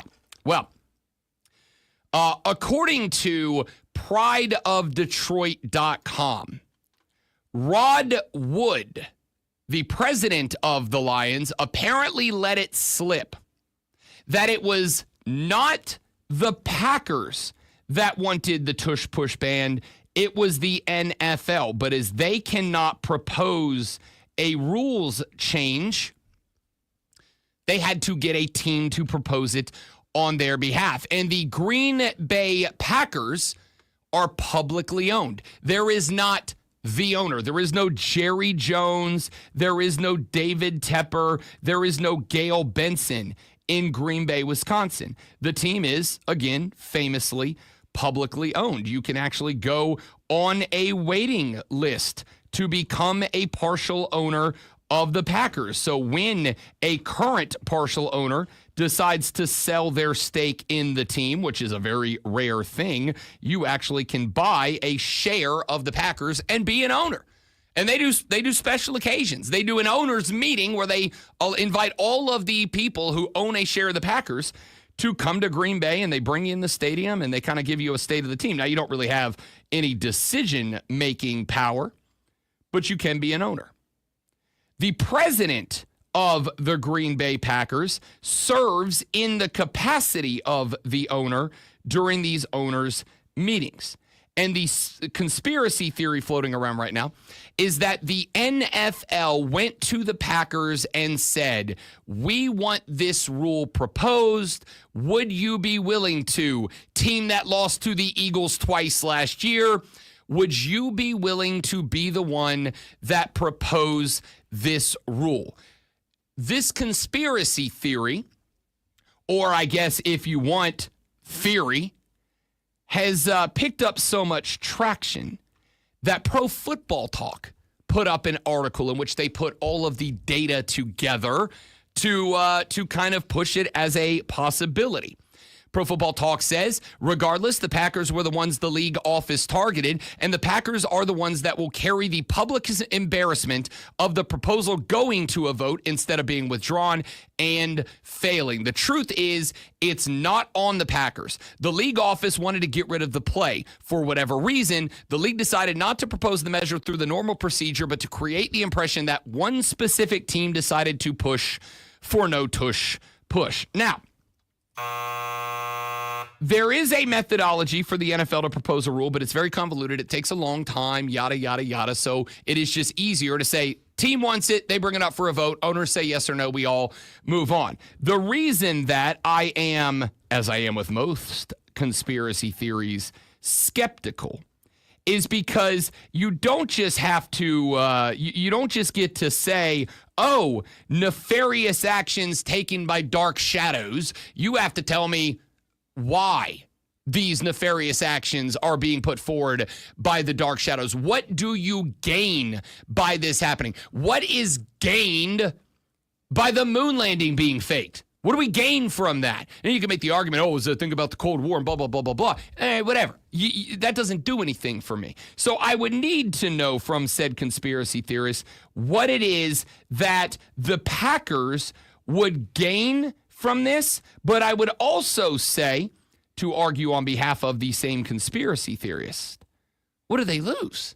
I mean, yes, they're going to be mocked relentlessly, both for being the wusses that decided they wanted to bring this forward. But let's keep in mind, 21 other teams joined them in the anti-tush-push vote and said they want to ban. I don't doubt that this is a possibility, and it is the perfect way to do it because of Green Bay's situation. But why would the NFL want it banned? It's an exciting play. They've proven that it's not dangerous, despite what people are saying. Because not, I mean, injuries from it are limited, even though I believe Kansas City had an injury going up against like a sprained neck. I forget who it was. Chris Jones, wasn't it? Yeah, I believe so. In the Super Bowl. But still, for the most part, people don't get injured during things. I don't. A lot of conspiracies, I understand why they are what they are and what the motivation is. What's the motivation here? Why would you get rid of an exciting play that when it lines up, you're like, okay, our defense is going to be the one to stop this? I have an answer for you. However, the answer is going to contain an opinion contradictory to one of the opinions offered by you in that take. The answer is because, and again, social media isn't real life. However, it is the place that it is easiest to see the larger conversation taking place amongst any given fan base. The reason the NFL would want the tush-push banned is because, again, social media is not real life. But by and large, on social media, people think the tush-push is not an exciting play. In fact, quite the opposite. It's kind of a boring play for two reasons. Number one, Who thinks that? I just told you. And I will say again, as we mentioned, your social media is largely going to be built into a circle of things that you engage with and interact with, which more often than not is going to be things you are in line with. But I will tell you that You'd be surprised. I see a lot of the social media NFL circle. I see it on, for instance, a 16 million member NFL subreddit. People complain about it all the time because it is two things. Number one, it is kind of boring. It's just a dive play, which is kind of boring, A. And B, it is inevitable. It's a first down. It's a touchdown every time. No. Every time. Tag on it. But it's only a touchdown every time if it's Philly doing it. Right. Kansas City, I believe it was Kansas City stopped Buffalo several times when they were trying to do it. But that is another part of the argument is it is one team, oh, by the way, the team that currently happens to be the reigning, defending, undefeated Super Bowl champions who kick everybody's ass. It works every time. It is kind of a boring play. Here's the thing. Stop them from getting down to short yardage. Play some good defense, then you don't have to worry about them ever running the play. That's on you for not playing good enough defense to stop Philadelphia from getting there. It's not a boring play. I think it's an exciting play. I completely agree with that. I am of the camp of don't ban it. Figure out how to either A, do it, or B, stop it. I'm totally with you on that. But you asked why the NFL would want to ban it. The answer is because A, large swath of fans find it very boring, and B, because if a play is inevitable, it takes the fun out of it. That to me is a conspiracy. You're saying a large swath of people. I don't believe that. I believe that's a conspiracy. Again, I feel like this is a time where I would simply say I got a 16 million member NFL chat that constantly gripes about it. So take it take it as subjective with whatever you want. I think the tush push is boring, but I also know if it works, I never stop doing it. Back after this on the Rob Brown Show in the Fan Upstate.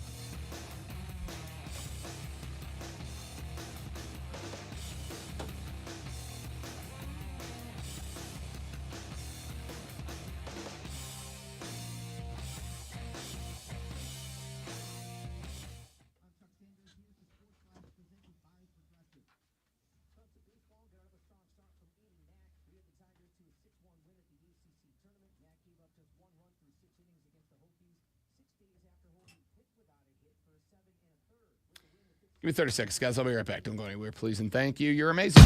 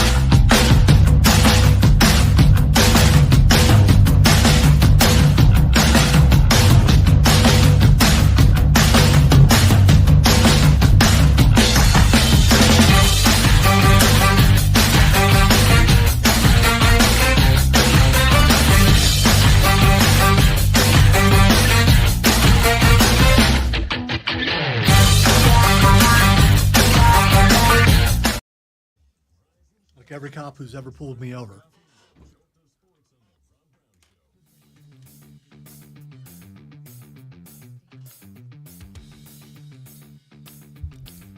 Interesting lawsuit popping up in the landscape of collegiate football, and this one is a big one. It is a big one because it is being added on to the lawsuit of Diego Pavia at Vanderbilt, who is arguing in front of a court that his junior college football experience should not count against his big-time college eligibility, and therefore he should be granted an extra year. Well, Tennessee cornerback Zakai Ziegler is challenging the red shirt rule. The argument from Zakai Ziegler is that in 5 years of eligibility, as he is not a COVID kid and is therefore exhausted his eligibility within the college landscape, he is making the argument that the 5th year is the most prosperous year for NIL money for athletes. And he is arguing that college athletics eligibility is an arbitrary limit.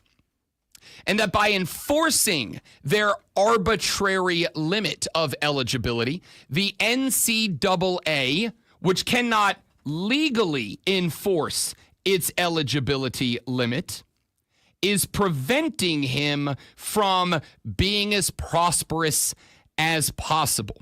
Now, the reason this is interesting is because the lawsuit is, obviously, as he is a Tennessee volunteer, being filed in the state of Tennessee. And as we talked about earlier in the week with the Senate bill that was passed and signed into law by the governor, a Senate bill that became a law signed by Governor Bill Lee that says state schools in Tennessee are not obligated to follow the rules that will be put in place by the NCAA's Commission on College Sports, but will be obligated instead to follow Tennessee state law. I made the argument that while I do not yet know what those laws that may, according to Tennessee, take precedence over the College Sports Commission would be, my guess would be that the Tennessee legislature moving forward will write into law things that are benefits, not restrictions, right?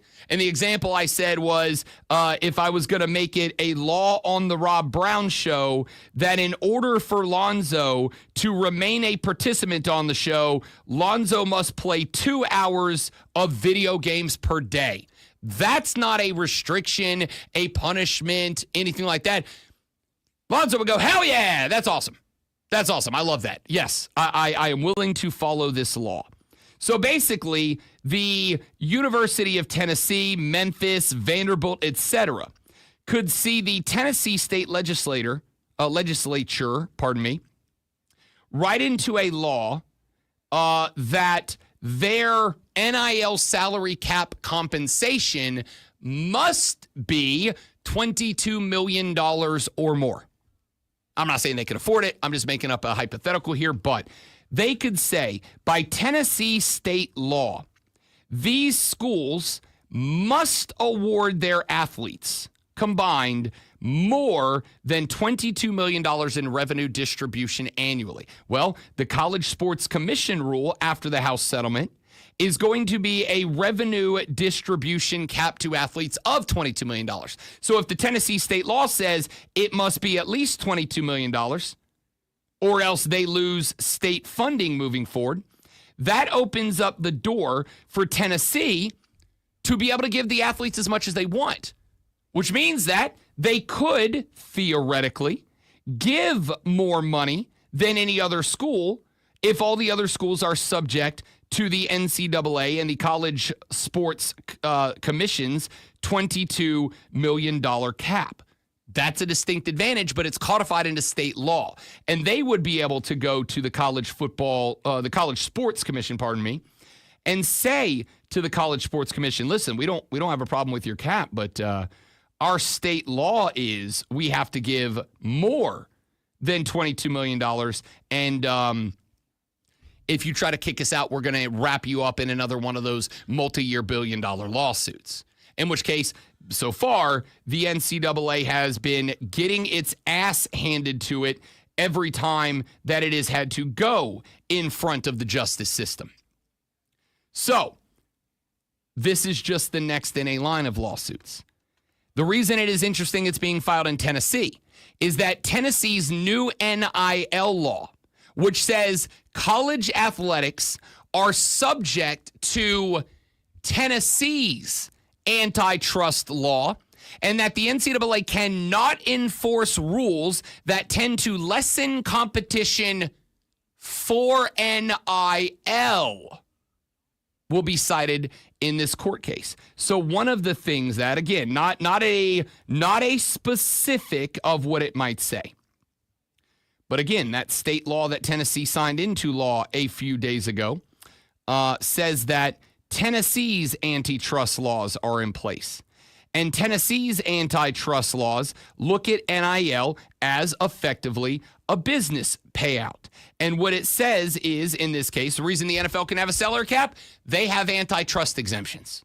Otherwise, the NFL could not have a salary cap, at least not that one, or not one that could not be challenged by NFL players in court and probably win.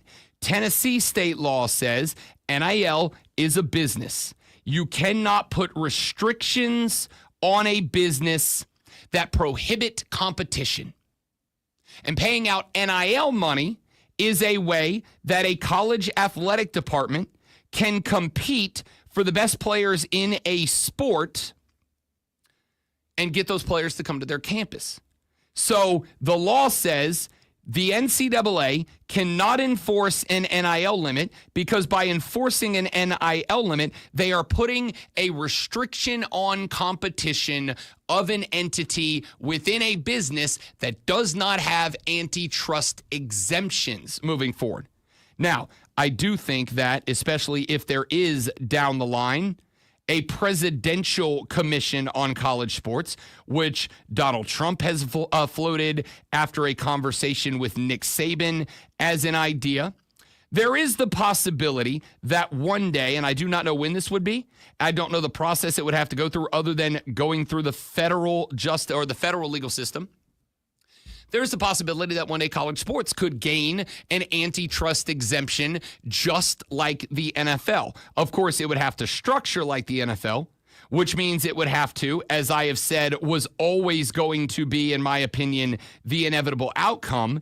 They will have to allow every college athlete who wishes to join to unionize and then enter into a collective bargaining agreement with that players' union for college sports, in which case they would have to agree on an NIL cap, or as I would even call it at that point, a salary cap, and they would have to compensate every athlete across the college sports landscape with compensation as a little bit of a wink, wink, nudge, nudge to get them to agree to the NIL revenue distribution model that they want in place.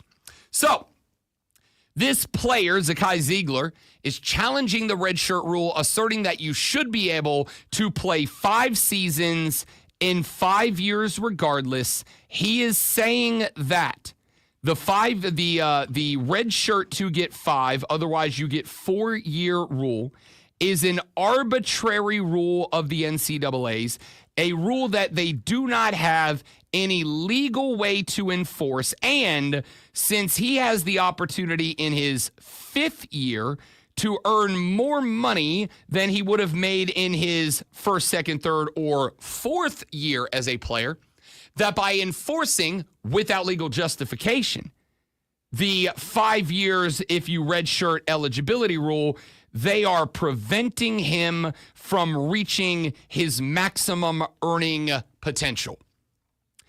On one hand, I get his argument, and as a non-legal scholar and basically an idiot with a microphone who sometimes reads things, I actually think this case is probably a good one. I actually think he's probably got a pretty good argument in front of a judge. I actually think if he was to catch a judge like Claudia Wilkin, who is overseeing the House v. NCAA settlement that is gone very much in favor of the players making the argument that back pay is deserved to the tune of $2+ billion, that he will probably have a winning case on his hands here. Probably can win this argument that you cannot restrict me via arbitrary rules that I have not agreed to contractually and legally. You cannot restrict me from making money. And playing another year when your rules are indeed arbitrary to you is something that if the school thinks I should be allowed to do, that I should be allowed to do. However, maybe for the first time, I hope the case loses. And it's not because I don't think he has a good case, and it's not because I don't think players should get money or be compensated. Very clearly and obviously by the history of the show, you know that I do. The reason that I hope that he loses is because if the 5 in 5 years rule is overturned by a court, what's that mean for a 6th year and a 7th year and an 8th year and a 9th year and a 10th year? This could, if this suit is approved and if Zakai Ziegler wins this lawsuit and is granted a 6th year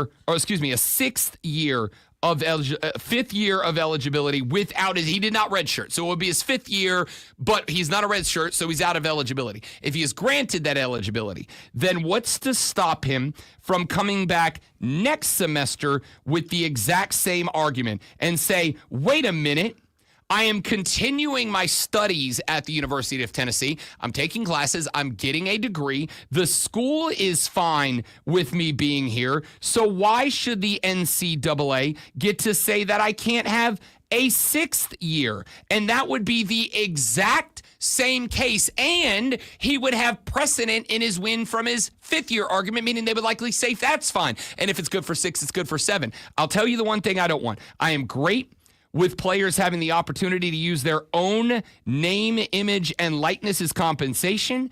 I am great with a revenue distribution model when the College Football Playoff Committee is going to be making over $2 billion a year, that the athletes get a chunk of that. I'm good with all of that. The one spot that I think I am going to be out on is getting to a point where we have a 29-year-old college basketball player, because he's good. Maybe not NBA good, but he's good. And he's good enough to keep winning in the March Madness tournament.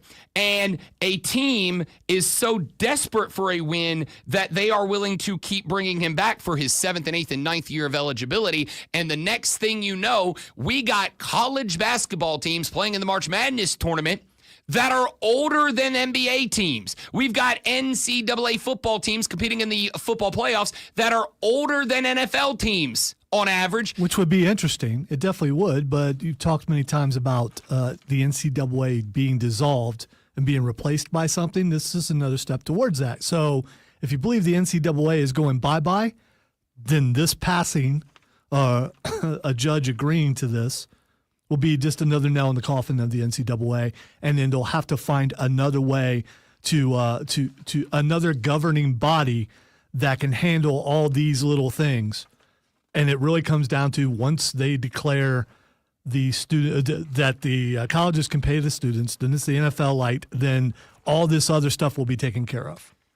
We will see. That is kind of the goal of the College Sports Commission we've talked about a couple times, to be the new governing, disciplining body of the NCAA. But it's going to be challenged before it's even a thing. So I'm intrigued by this story. I'm going to bring this back up at 9 o'clock to talk about, because the next hour is racked. Lulu Kesson of the Greenville News is next. We'll talk about the conclusion of the South Carolina baseball season. Then Julie Carlson, head coach of the Greenville Liberty, joining us at 8:20. Their season is underway. We'll talk a little bit about the team and the growth of women's soccer in the upstate. Then at 8:40, Rashad Beard swings by to talk Panthers. 9 o'clock, no Mario. So we'll talk more about this at that point at 9. Fight Club at 9:20, whatever you want to end the show. All of that comes after Lonzo gives you this national championship caliber sports flash. I would know. OH. The Indiana Pacers have a 1-0 series lead over the New York Knicks in the Eastern Conference Finals after a 138-135 overtime win last night.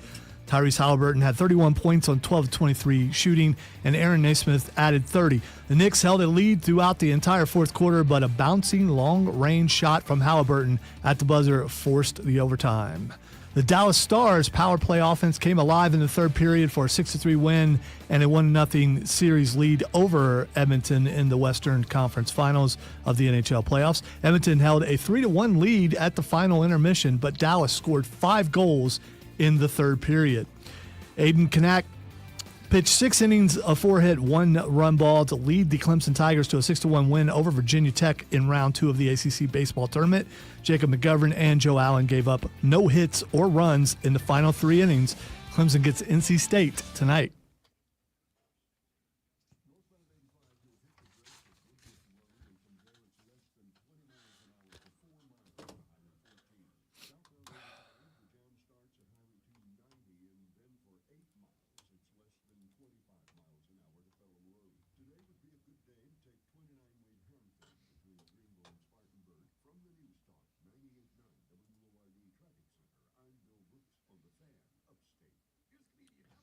Got to get Lulu on the phone. We'll be right back.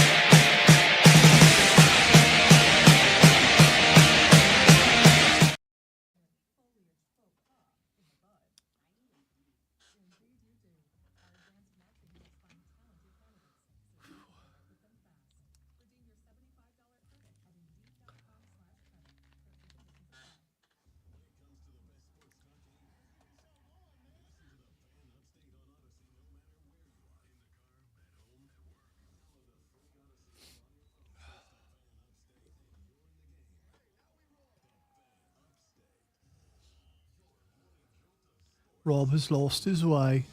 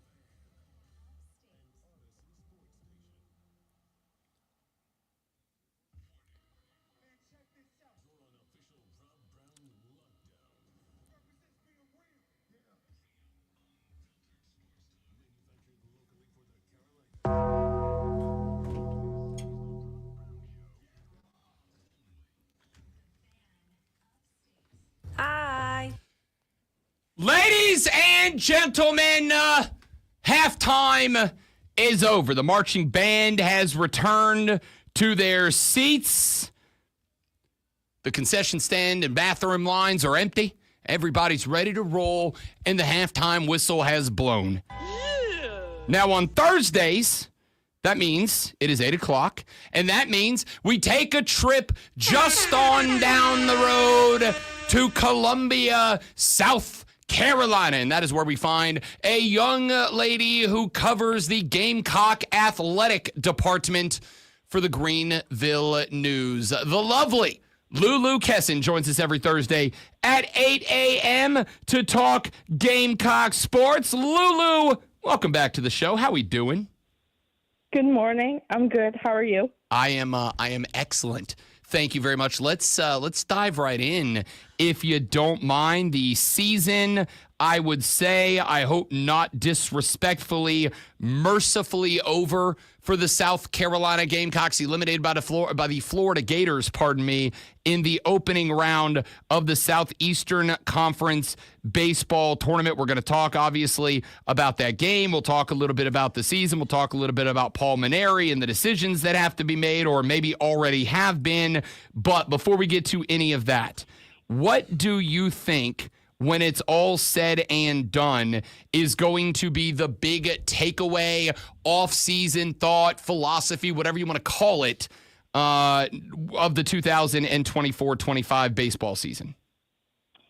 Well, I think a lot has kind of come out recently about Mainieri's coaching style, and I think that a lot of people are going to start sort of having a discussion about coaching philosophies and styles in 2025, and I think a lot of people are trying to say that the way Mainieri coaches and maybe the way that he yells at players and things like that, doesn't quote-unquote fly nowadays, and something has to change. And I think that regardless of what happens next year in terms of wins, in terms of losses, that I just think that over the next couple months, whoever says it, whether there's truth to it, whether there's parents, whatever it is, people are going to be very critical about, not just how the season ended and how the season went, but I guess Mainieri's coaching style in general.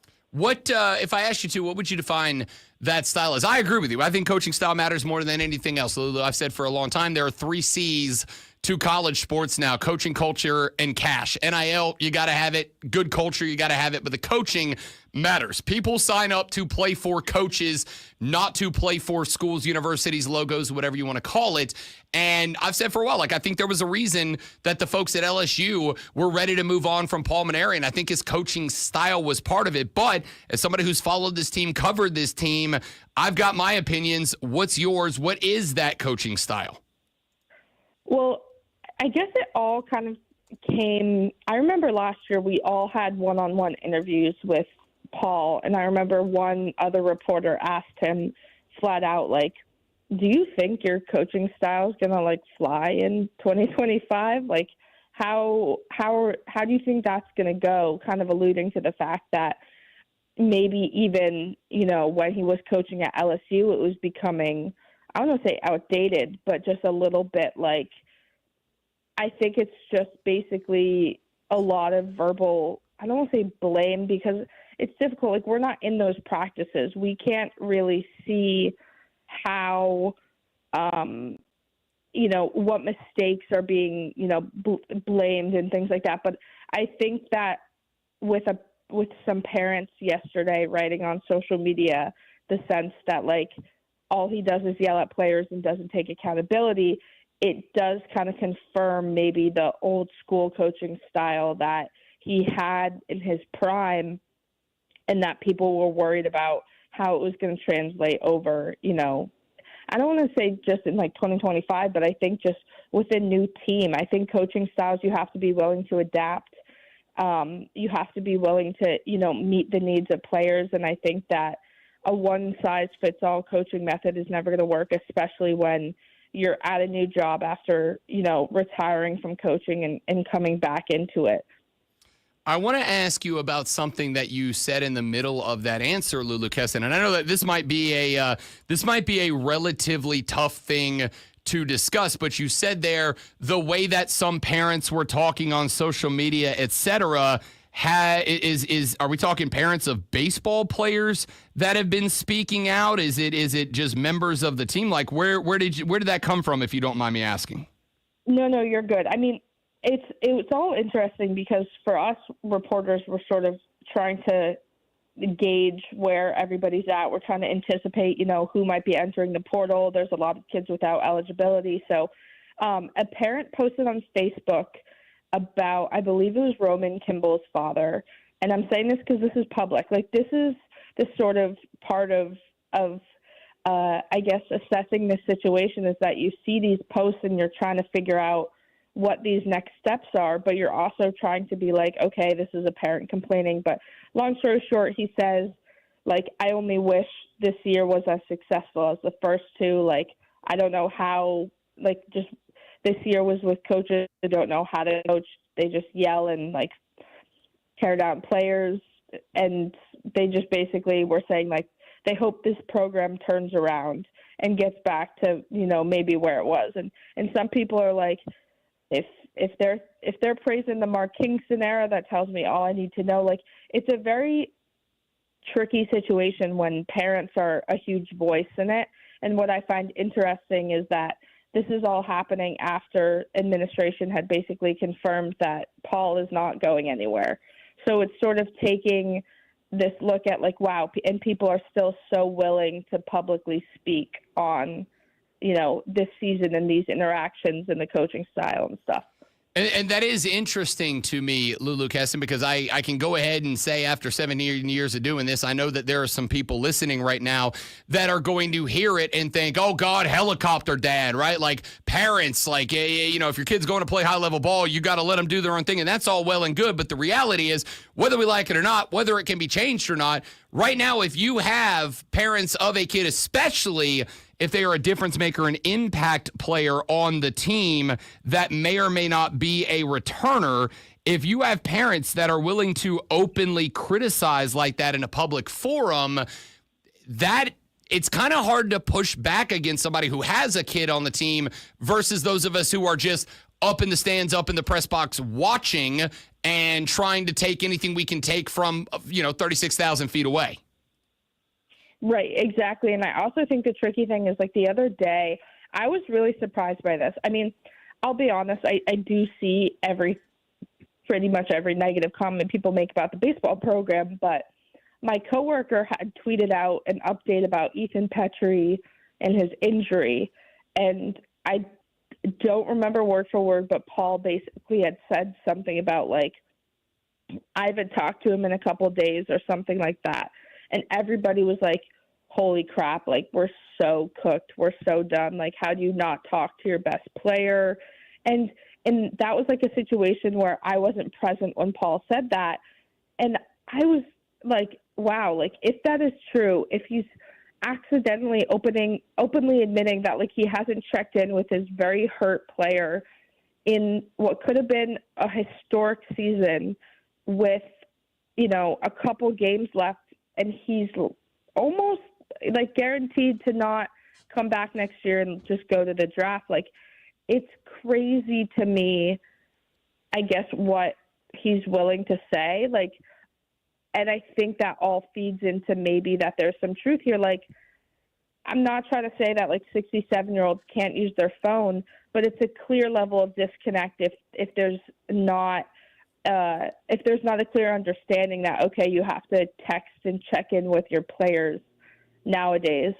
Because, I mean, I assumed you had to, when he was in his prime, but it was just super weird to hear kind of that and him maybe not understand the impact of it right away. No, actually, I really agree with that. I did not hear that quote, and I think that would have probably perked my ears up as well. Lulu Kesson of the Greenville News joining us here on the Rob Brown Show. She does so every Thursday morning at 8 a.m. to talk Gamecock athletics. I think that with Paul Manerian, as somebody who followed LSU baseball because he was down there when I was broadcasting in Florida, a lot of LSU fans down there.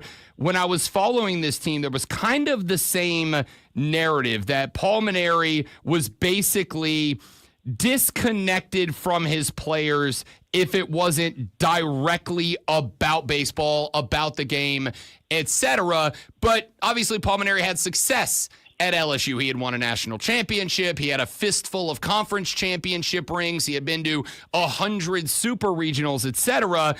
It's kind of like Bill Belichick at New England, Lulu, like a certain amount of success.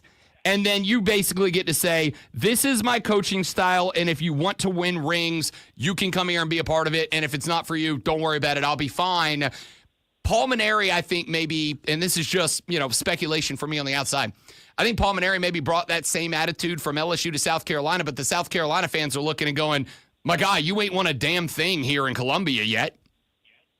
Exactly. It'd be a lot different if he brought in that coaching style and they were winning, but he had nothing to back it up. He had no numbers to back it up. It was, I think, too, like that's why I think Belichick at the college level is going to, I don't want to say crash and burn, but I just, knowing all I know about college athletes and how often, like I will say this, maybe on the men's side, a 19-year-old guy isn't going to be, isn't going to say it in the same way like a 19-year-old woman would, but basically they want to feel heard. They want to feel supported. They want to feel like the coach that is coaching them through these very, important 4 years of their life has their back. And I think that with NIL and with money and with all the emotional aspects that come into this sport nowadays, hiring a coach,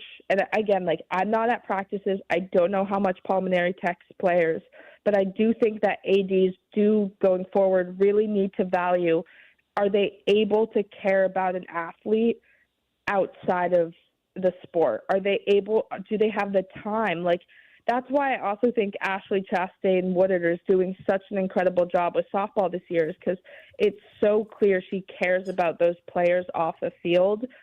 And I think that all translates. And when you have players who are starting a year not doing well, and then all of a sudden they're really not doing well in SEC play, and they have a coach that they don't feel like cares about who they are as a person maybe, and again, I'm just saying allegedly, you're going to check out. You're going to not care. And when you don't have the wins to back up your coaching philosophy, changes have to be made. And if you're staying in that job, I think it's incredibly irresponsible to not, look at yourself in the mirror and figure out what needs to change from year one to year two.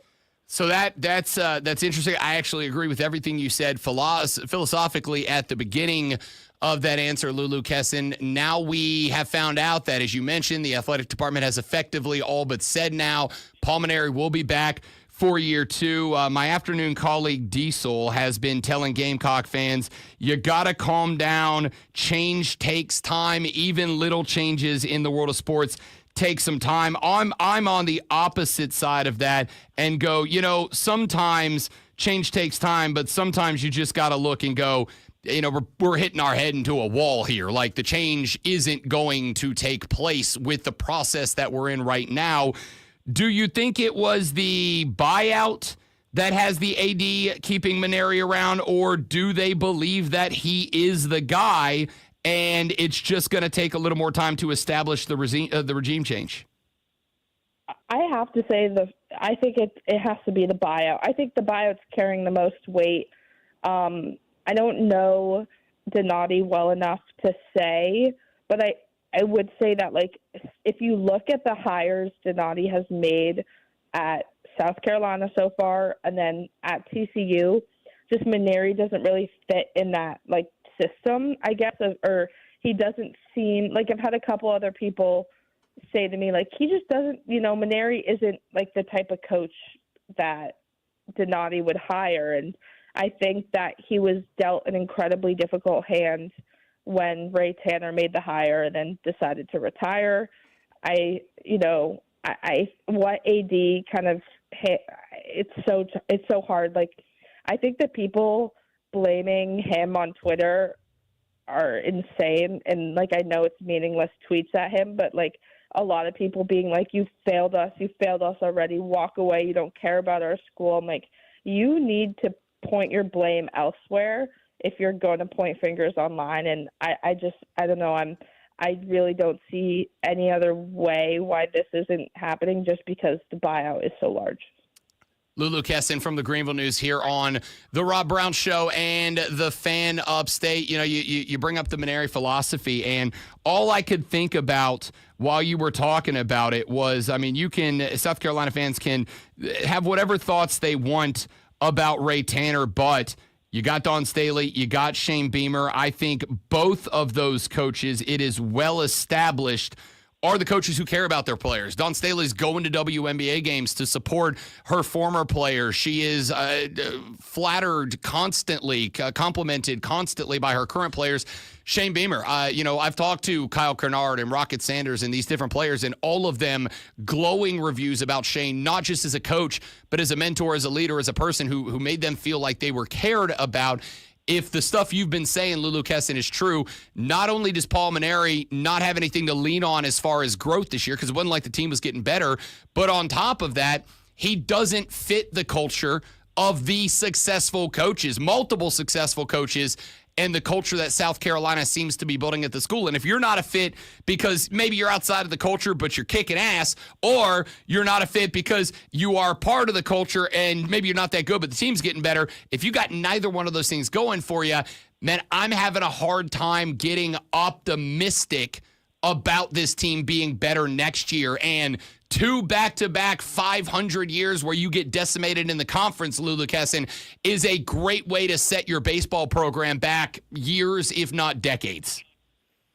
Totally, and I think the great thing about Dawn and Shane is that they're very vocal about meeting their players halfway. Like, yeah, they have rules. Yeah, they have routines. Yeah, they have, in some ways a one-size-fits-all coaching method, but they've both been very vocal that if they have a player that says, I can't handle getting yelled at, they're going to talk to their player quietly. They're not going to yell at that player. If they have a player that says, I need to be yelled at, it's very clear. I mean, Dawn, it's a little bit different because she has a much smaller roster.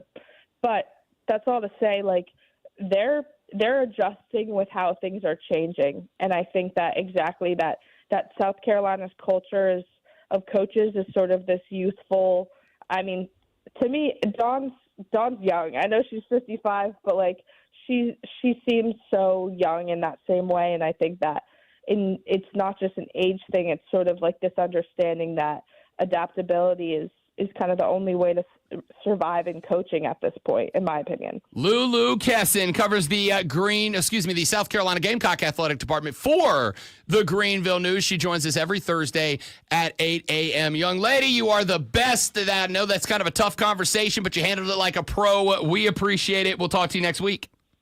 Thank you. I'm off to Philly. It was great talking to you guys. Enjoy that. Good luck. Have a ball. Stay safe. We appreciate it. Lulu Kessin. Follow her on X at Lulu Kessin. Julie Carlson is the head coach of the Greenville Liberty, the USLW League team here in the Upstate. Their season underway. We'll talk to her next on the Rob Brown Show in the Fan Upstate.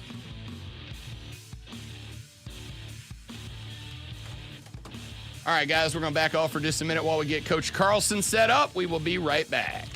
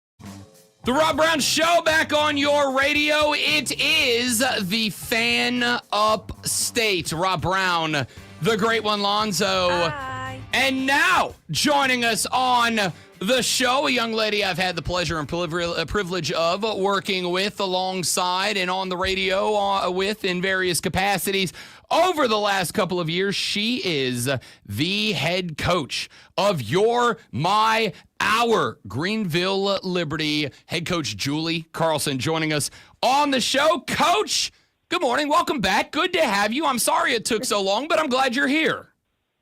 That's okay. Good morning, Rob. Good morning, everyone. Thanks for having me on today. Of course. Season underway for the gals, Coach. Let's start with just the introduction to this year's team. I know we've got a couple of matches in the bag, a couple of results in the rearview mirror already, but talk to us a little bit about what this team looks like this year. This team's fun, and they're really invested, and it's really an older collegiate group of players.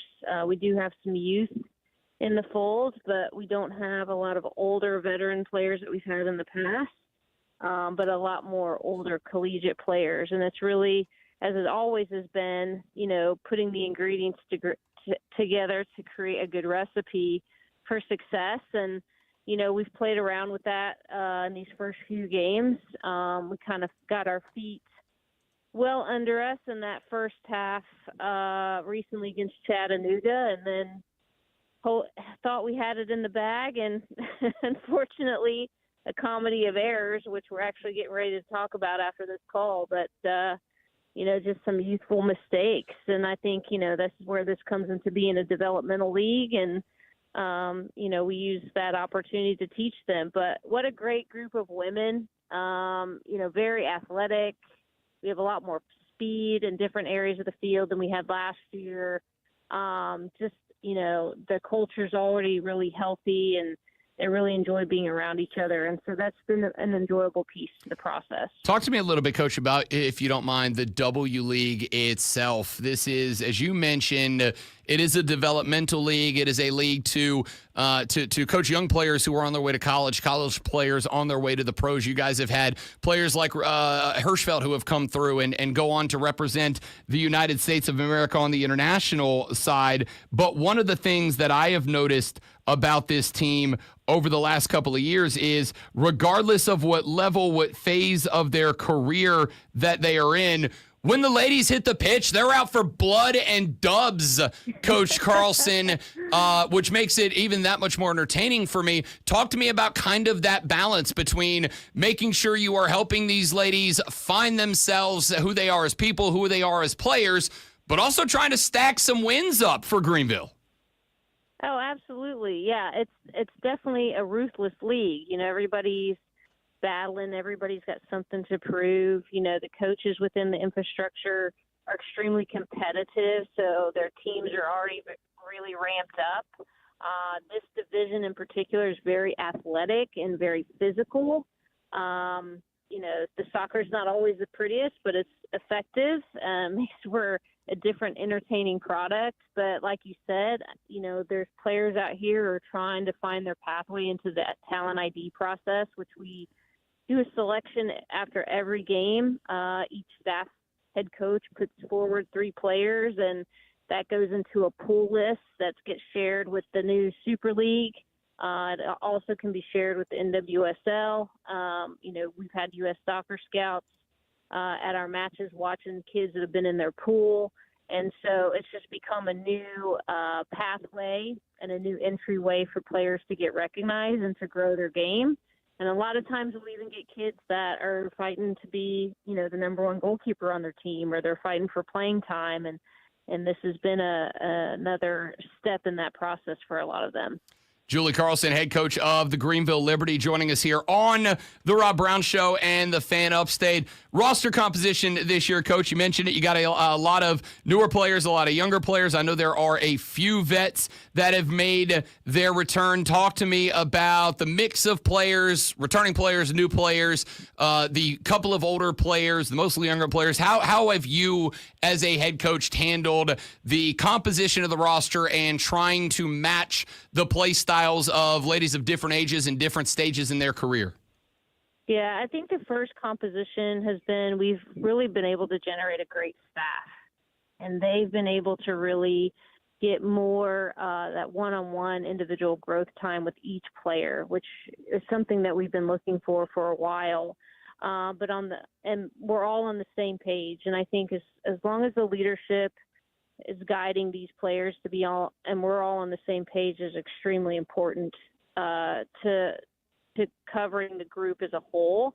And then bringing back some of the players that have been in the program from the past have won. They're healthy. They were injured, so they couldn't come back, and now they're healthy again.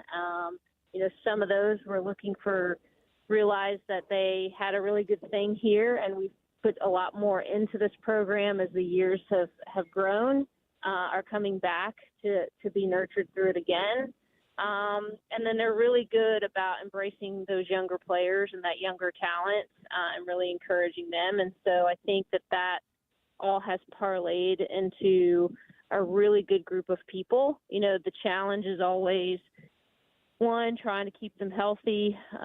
Secondly, it is a summer league, and so they have a lot going on. We have kids graduating high school right now. We have kids in the high school state playoffs. We have, players that have other commitments, and so we, trying to bring them in and out of the fold and still put a competitive product on the field. So with all that,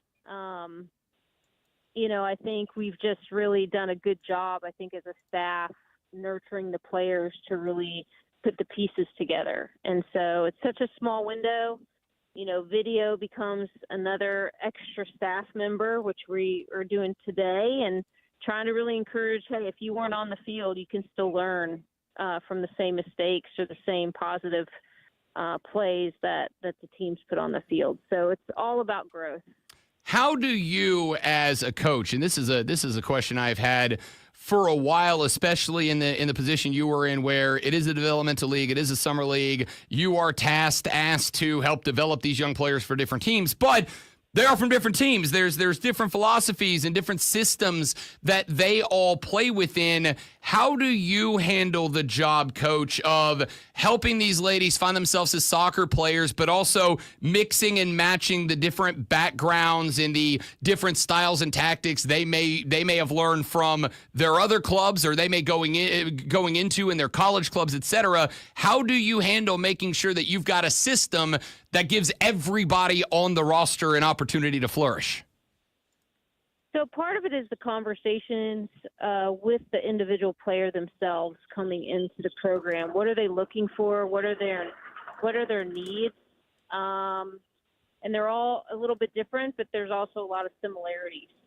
Some of it could just be fitness-based and maintaining a certain level of fitness, coming back in fit. Some of it could be playing a new position and using this opportunity to train in that role. Some of it could be, they need to work more on their attacking presence. Some of it could be more on their defending presence. And so what we just try to do is I just try to make sure that I'm hitting each player individually, not just as a group as a whole, whether that's asking my staff to do a little bit more, with certain players, or me, myself personally, as trying to hit those key points for those players within training. And I think it's really important that we have those conversations openly with the players to make sure that we're addressing their needs, and that, the touch points that I have is I'm always trying to make sure I'm having touch points with each of those players, because some are just more about I just want to play over the summer.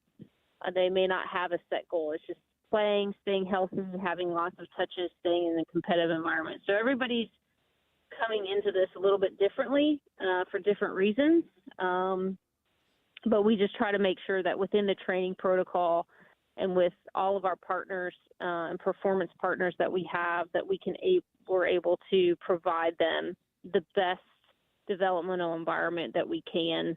And we try to treat them like pros. We can't pay them, but we try to treat them as best as pros as we can and hold them to a high standard at the same time. Love that answer. Love that answer. Coach, Thank you. I wanted to ask you a question about that communication. We had a discussion earlier in the show. South Carolina's baseball team, not very good this year, unfortunately, and there were a lot of fans asking if it is a disconnect between a coach who has kind of had a reputation of maybe not having the best communication with his players. They're not talking to injured guys, maybe not actually doing the coaching of players that are in a slump or struggling a little bit. And I've said for a while now at the college level, I think that communication and that relationship between coach and player is probably more important than it ever has been before. How important is that communication to you as a coach trying to find success and wins in this league, obviously, but as a coach that wants to see these young ladies go on and have success and represent Greenville in a way that when they show up in the NWSL or on the Olympic team or whatever,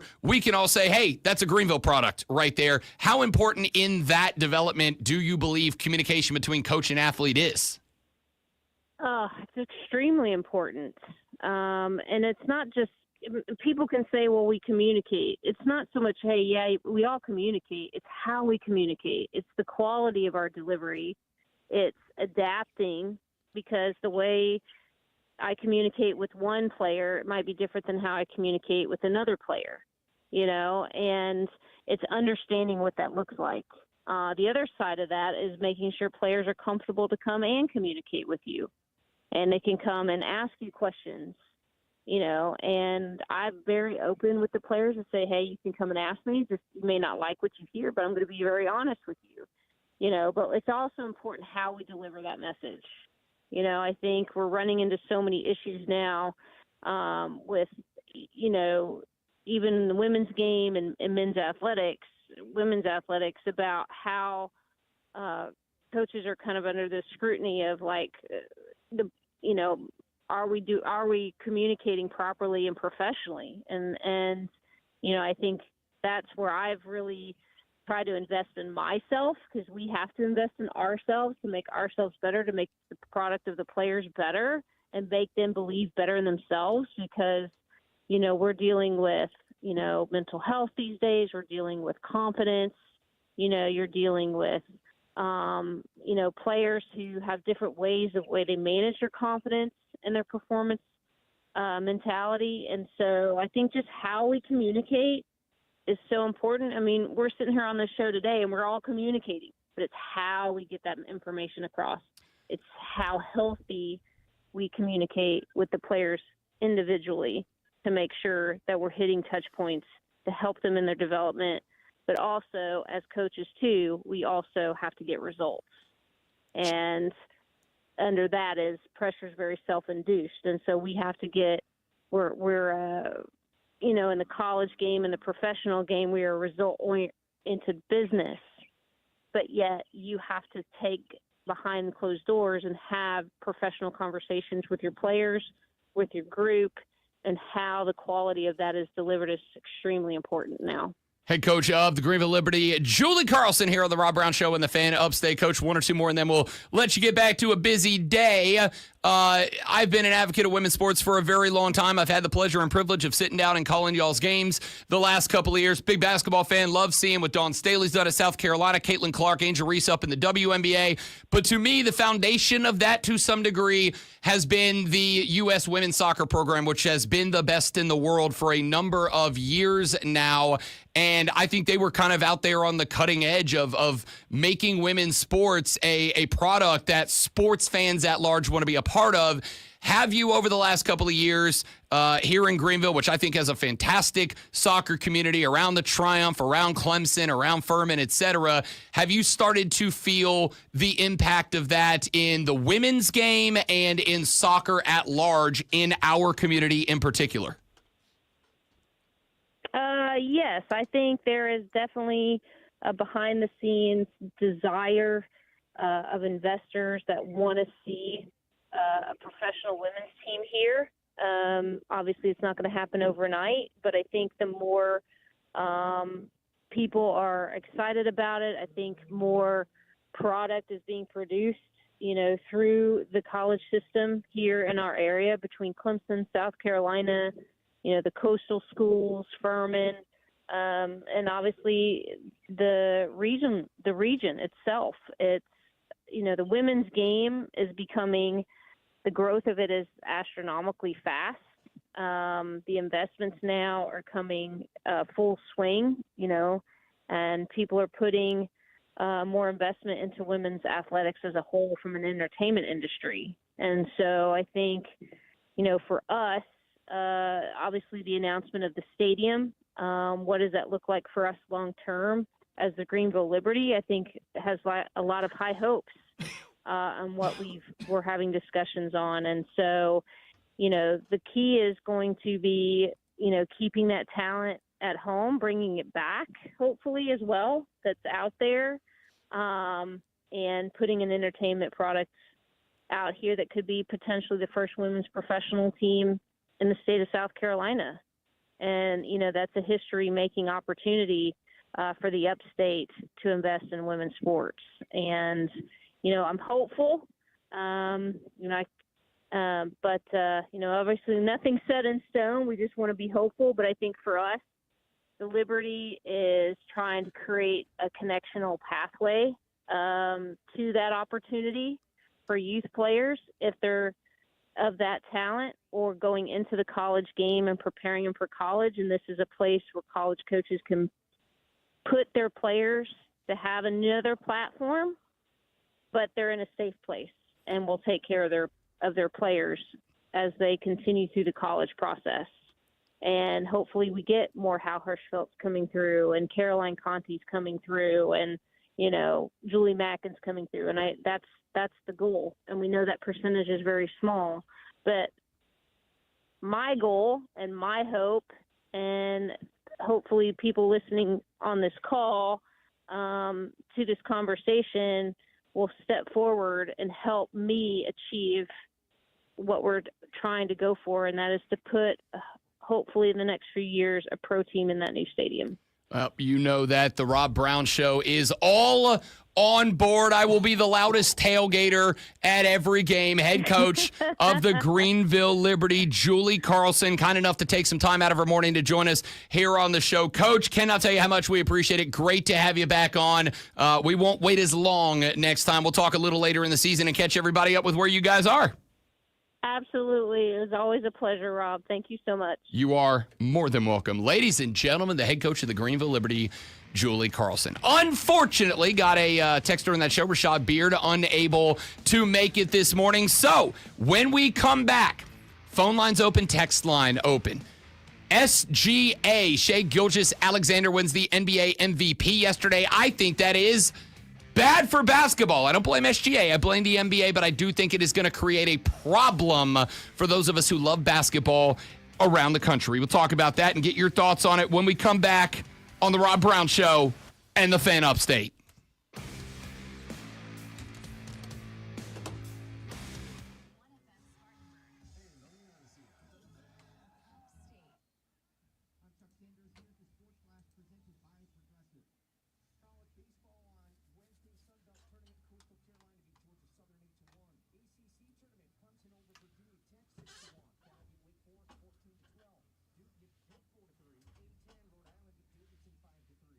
Conference, 7 innings, Western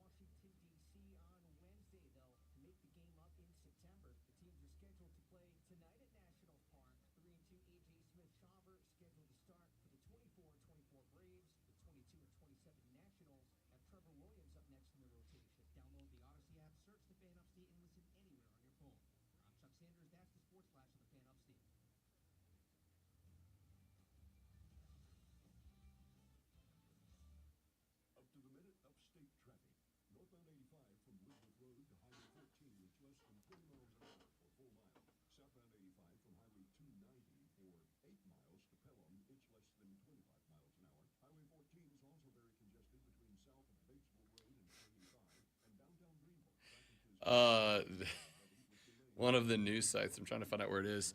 Apparently one of the news sites in Indianapolis just put up an entire photo gallery of nothing but shocked Knicks fans from last night. Here for it.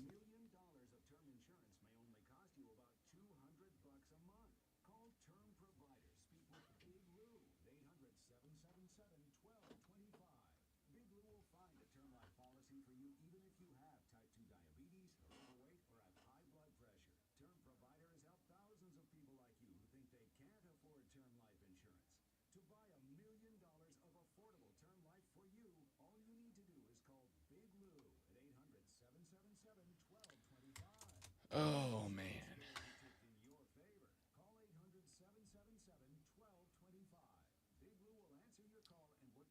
Michaela Webb from Dorman said that. Oh, I've heard of Michaela Webb from Dorman. Keegan? Yeah, it's Steven's. Yeah, I know daughter. that was. It's okay. That was the. Yeah, I was not a joke. I was just trying to help, just in case.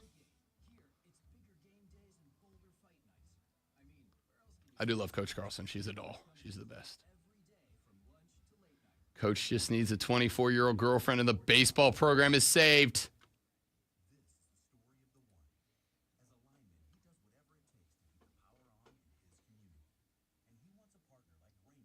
Oh, yeah. Knicks fans, like all of those big city products, are so, and this is coming from me, so elitist in their view towards their sports teams that it makes it almost too easy. Let's keep it a buck. There's a reason that Stephen A. Smith keeps doing the annoying trolling of the Cowboys. It's not because he's particularly creative, clever, or funny with it. It's just that all you have to say is, your team bad, and they latch on. And at the end of the day, the goal is to get people to latch on. And as I said earlier, I just want to see all the New York hosts melt down because they just knew their team was going to win, and then they didn't. They still could come back and win the series. It's only one game. It's far from over. Yeah, but they were Tyrese having big stones last night away from being up 1-0.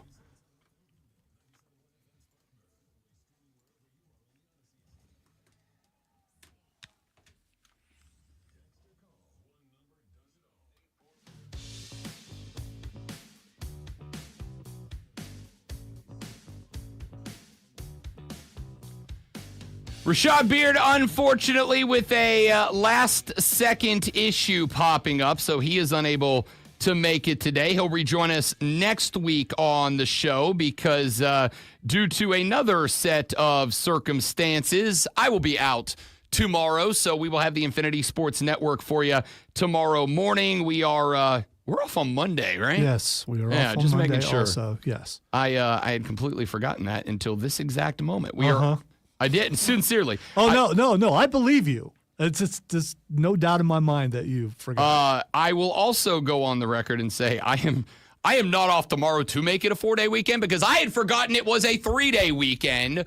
But no show tomorrow. I will be out tomorrow. We will have the Infinity Sports Network, and then Lonzo and I will return to you on Tuesday of next week to catch up on all things NBA, NHL, NFL, college football, college baseball, and whatever else. We will know at that point Clemson's destiny in the ACC tournament. They get a 6-1 win last night over Virginia Tech. Aiden Knack, an absolute stud on the bump for Los Tigres yesterday, and Dominic Listy was going, big shots out of Listy, and easy win yesterday over Tech, but they get a little bit more of a challenge today, taking on an NC State Wolfpack team that got the better of them in a series that these two teams played a number of weeks ago. So a revenge spot today for Clemson. When Zoe and I get back on Tuesday, we will evaluate Clemson's run through the ACC tournament, as well as how the regionals and super regionals set up when we get our big baseball bracket. Hopefully by the time we return on Tuesday, and conference championships have been doled out. We will obviously also update you when we get back on the NBA and NHL playoffs, as both of those sports will have a number of games in their conference finals in the books. But wanted to get back to a discussion we got into a little earlier in the morning and get your thoughts on them. The text line, the Hub City Spartanburger text line, is open at 844-326-3663. It is also the call-in number. I'm looking for you basketball fans, looking for you basketball fans and your thoughts. SGA, Shai Gilgeous-Alexander of the Oklahoma City Thunder yesterday was named the 2024-25 National Basketball Association Most Valuable Player. He did lead the league in points this year. He also led the league in shooting percentage, right at 52%, which is pretty impressive. But SG is also a guy that was accused in game one on the broadcast by Doris Burke, although she said, well, many people are calling him. If a dude with a mic says many people are calling him A, that is just that person wanting to also say that he is A without getting in trouble for saying he is a free throw merchant. He is a diver. He is a flopper. I do not fault SGA. In fact, quite the opposite. Yesterday, when I heard SGA's MVP acceptance speech, I went, damn, I kind of like this guy. Like, honestly. He's great. He gave a speech in which he said, listen, as a 6-year-old, I had dreams of this moment, but when you're 6, even if you don't know it yet, that's kind of unrealistic. This is something that it takes a lot of hard work, a lot of dedication, a lot of practice to be able to accomplish, and I want to thank my teammates for helping me get there. Bought everyone on the team a brand new Rolex out of appreciation for helping him get to the spot. I actually really like Shai Gilgeous-Alexander is both a player and a dude. I do not blame him for being a guy who utilized getting extra whistles that other players didn't get this year to become the MVP. If you have a leg up in the game, you stand on that leg and get as tall as you can get. The issue I have is with the NBA allowing it to happen. I have an issue with the NBA not stepping in and saying, oh, this guy's kind of getting away with some dives. Remember, a couple of years ago, there were a whole bunch of conversations about and some mild rules changes to stop people from taking dives on the basketball floor. And here's a guy who, in my opinion and the opinion of many others, won the MVP by diving.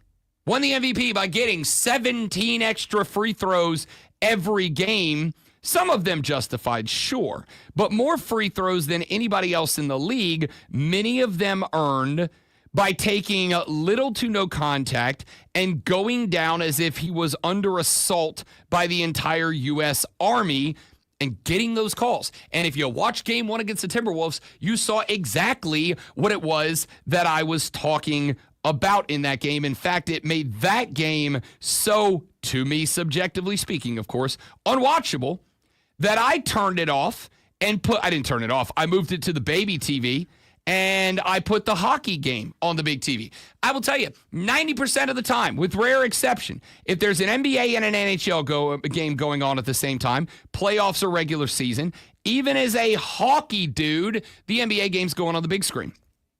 I switched them up that night because watching SGA drive to the rack and get phantom call after phantom call made that game less entertaining, less interesting to me. The fear that I have as young ballers and young people in general are impressionable and are susceptible to imitating and emulating the things that they see and the things that we as a culture celebrate. I am concerned that by handing SGA the MVP, by allowing him to not just succeed with that style of hoops, but to thrive with that style of hoops, carry his team to the Western Conference Finals with a 1-0 lead over Ant-Man, to win the NBA MVP, that young ballers across America are going to look and say, oh, Well, that's how you play basketball. That's the style I should play if I want to be an MVP of my league. And I am afraid that youth coaches out there everywhere, at least the ones who truly care more about developing players than stacking wins at low-level basketball, are about to have their jobs made more difficult because you are about to get hit with a absolute explosion of players who think that diving is the right way to play offense on the basketball court.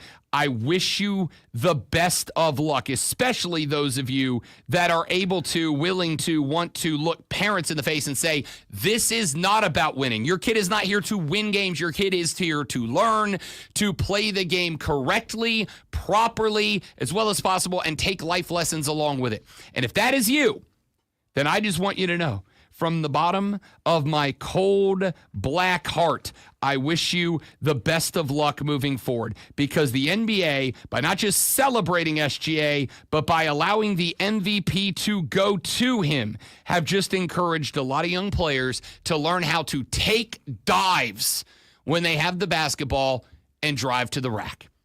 Your thoughts are welcome, 844-326-3663, 844-FANFOME. You can text your thoughts to the show. You can call the show and get on the air and talk about it. Coming up in the next hour of the show, no Mario. He is out sick today, so we will take your phone calls and your text on that or any other topic you want to get to. We will talk Braves. We'll talk Clemson in the ACC tournament. And Rod Brindamore, head coach of the Carolina Panthers, he said yesterday that Rob Brown fella down in Greenville, he knows exactly what he's talking about, and I'm going to listen to him. All right, that's a paraphrase, but you get it. Yeah, and you mean the Florida Panthers? Paraphrase. The Hurricanes. Yeah, that's not. You said Carolina Panthers. Damn it.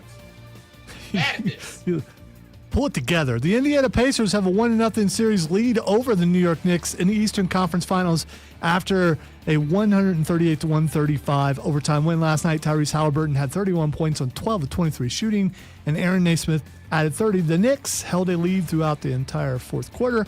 The bouncing long-range shot from Halliburton at the buzzer forced the overtime. Words cannot describe it. You need to look at it. Dallas Stars power play offense came alive in the third period for a 6-3 win and a 1-0 series lead over Edmonton in the Western Conference Finals of the NHL playoffs. Edmonton held a 3-1 lead at the final intermission, but Dallas scored 5 goals in the third period. Aiden Kanak pitched 6 innings of 4-hit, 1-hit ball, and Clemson moves on in the tournament.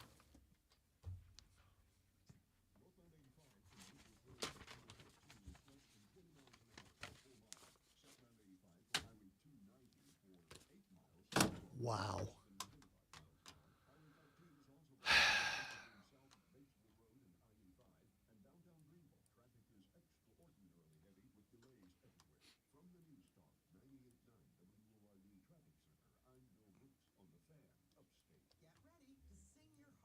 I should say that I should be better, but I already was better the first 2 reads. So the third read, I just bombed. No time to play. Get down to it. Do the thing. Thought I had whittled the words down to smaller, and I did not do a good enough job editing.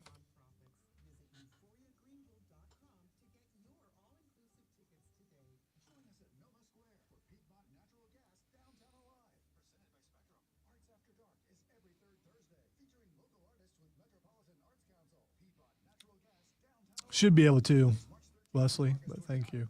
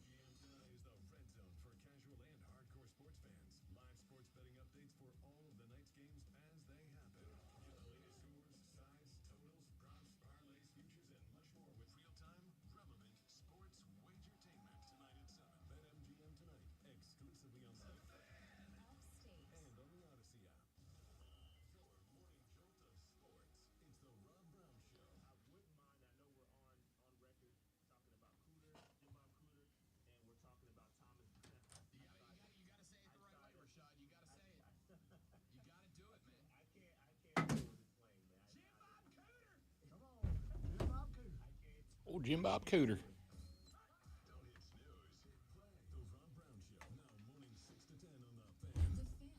Dun, dun, dun, dun, dun, dun, dun, dun, dun, dun, dun, dun, dun, dun, dun, dun, dun, dun.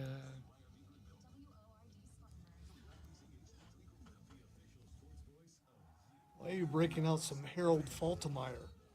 Because I went to the bathroom earlier in the show, and I don't know what station it was on, but it was on the Alexa in the restroom, and that song's an earworm.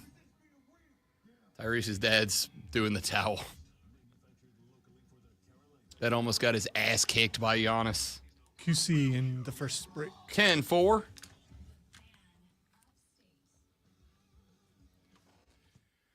I'm not saying that I take great pride in knowing ball, or in this case, knowing puck. But I do know puck all. I'm not saying I take great pride in saying a thing and then having that thing confirmed and repeated by the head coach of the team that I said that thing about. Winning. I am saying that just about everyone who sits in a chair and does this job for a living does really enjoy it and want to brag about it when they get one right. While I whip this out. Yeah. Let me whip this out real quick. Carolina Hurricane head coach Rod Brindamore, who one day will undoubtedly have a statue outside of the arena there in Raleigh, North Carolina, was talking to the media yesterday shortly after his Canes got demolished in game number 1 by the Florida Panthers. Now, you will recall that the morning of game number 1, I gave you all a game preview and a series preview about the Eastern Conference Finals of the NHL's Stanley Cup playoffs. And in that preview, I said the same thing that I also said Tuesday night in my weekly guest appearance on BetMGM Tonight, the nationally syndicated radio show you can hear on this and find Odyssey stations everywhere from 7 till 11 p.m. on the BetMGM network.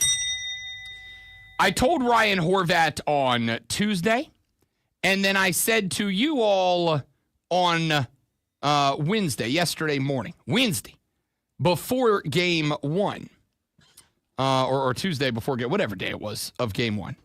I said there is one number that is going to tell you more about this series than any other number.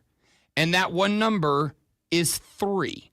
That is not how many licks it takes to get to the center of a Tootsie Roll Tootsie Pop. No. That is the number of power play goals that Carolina cannot give away in any given game if they wish to win that game.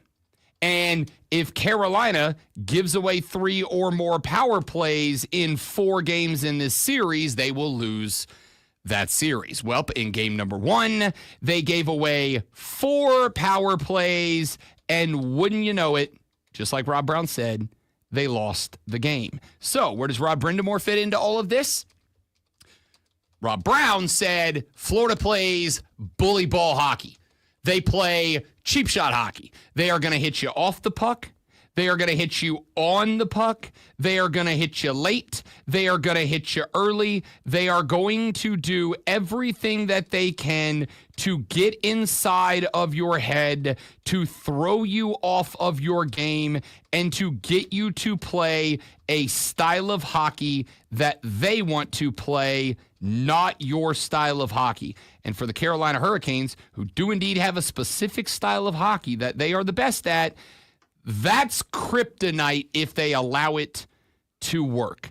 That was my take. That was where I arrived at that number, because I go back to, say, the Washington Capitals series in the Eastern Conference semifinals. And I pointed out a couple of times that the couple of times that Washington was in games, won games, made games dicey, it was largely because of the fact that Carolina kept doing dumb things kept playing bad, undisciplined hockey and giving extra opportunities to Washington.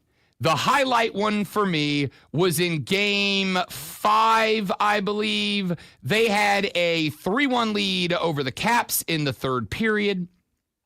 It felt like at that point you were just playing run out the clock. Don't change anything. Do exactly what you've been doing this whole game. Get the win. Let's see if we can get out of here in 5.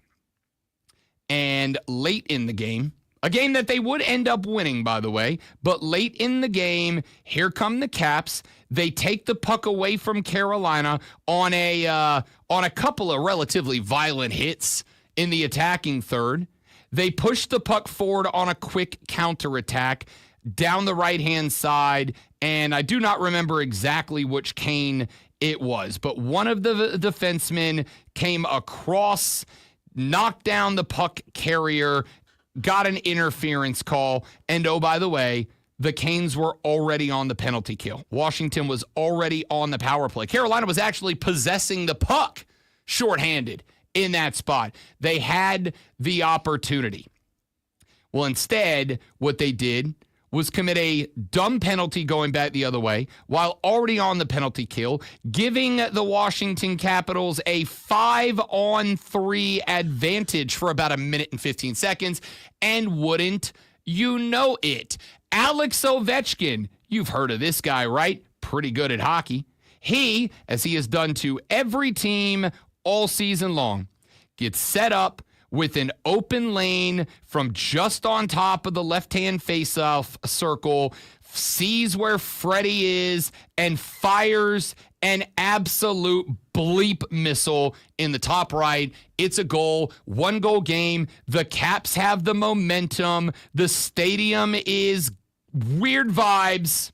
And it's like, that goal might let them steal this game away. A game that Carolina pretty much had in the bag. And if they steal this game away, they might steal the series away. It got to feeling real intense real quick. Now, Carolina would get a goal back a few minutes later because the Caps got out of position. It was not a well-scored goal from Carolina so much as Washington just kind of blew it in that spot, and they would win that game. I think Washington was kind of starting to feel the pressure of that series, but Florida's better than Washington. They play bully ball hockey. They want to get in your head, and so that is where the take of.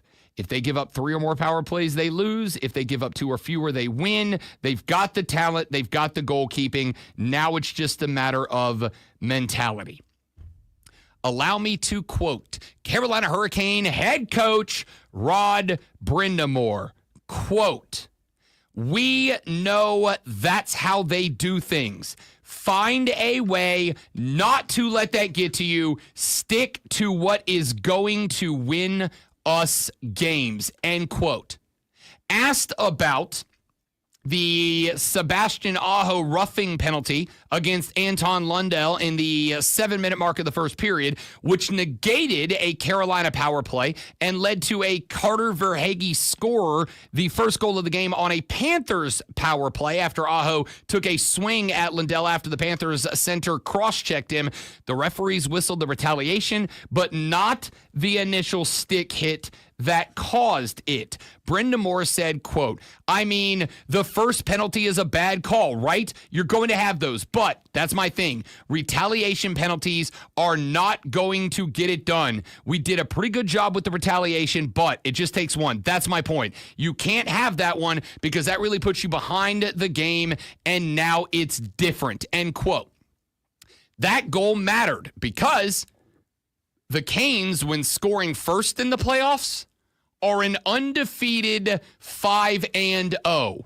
The Canes, when not scoring first, are 3-3. Still a pretty good record.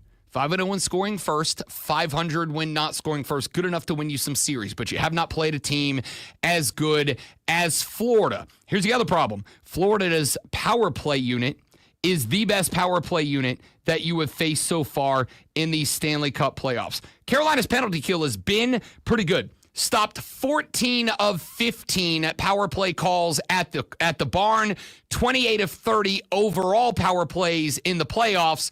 Florida went 2 for 3 with the man advantage. So, basically, it comes down to Carolina lost their bleeping minds in this game. There was one more play that I knew the moment it happened. I turned this game off and I went back to the NBA. Even though this game was taking place at the same time as the Thunder T-Wolves game, which I had also lost interest in. As a matter of fact, at this point in the game, if I recall correctly, I had moved Carolina to the big TV and Thunder Timberwolves to the baby TV and had them on the side. Third period, Shane Gostisbehere was smoked by Brad Marchand, new captain of the Florida Panthers. Of course, the former captain of the Boston Bruins, where I gave him relentless hell because Brad Marchand is the definition of, yeah, he's a jackass, but he's ours, right?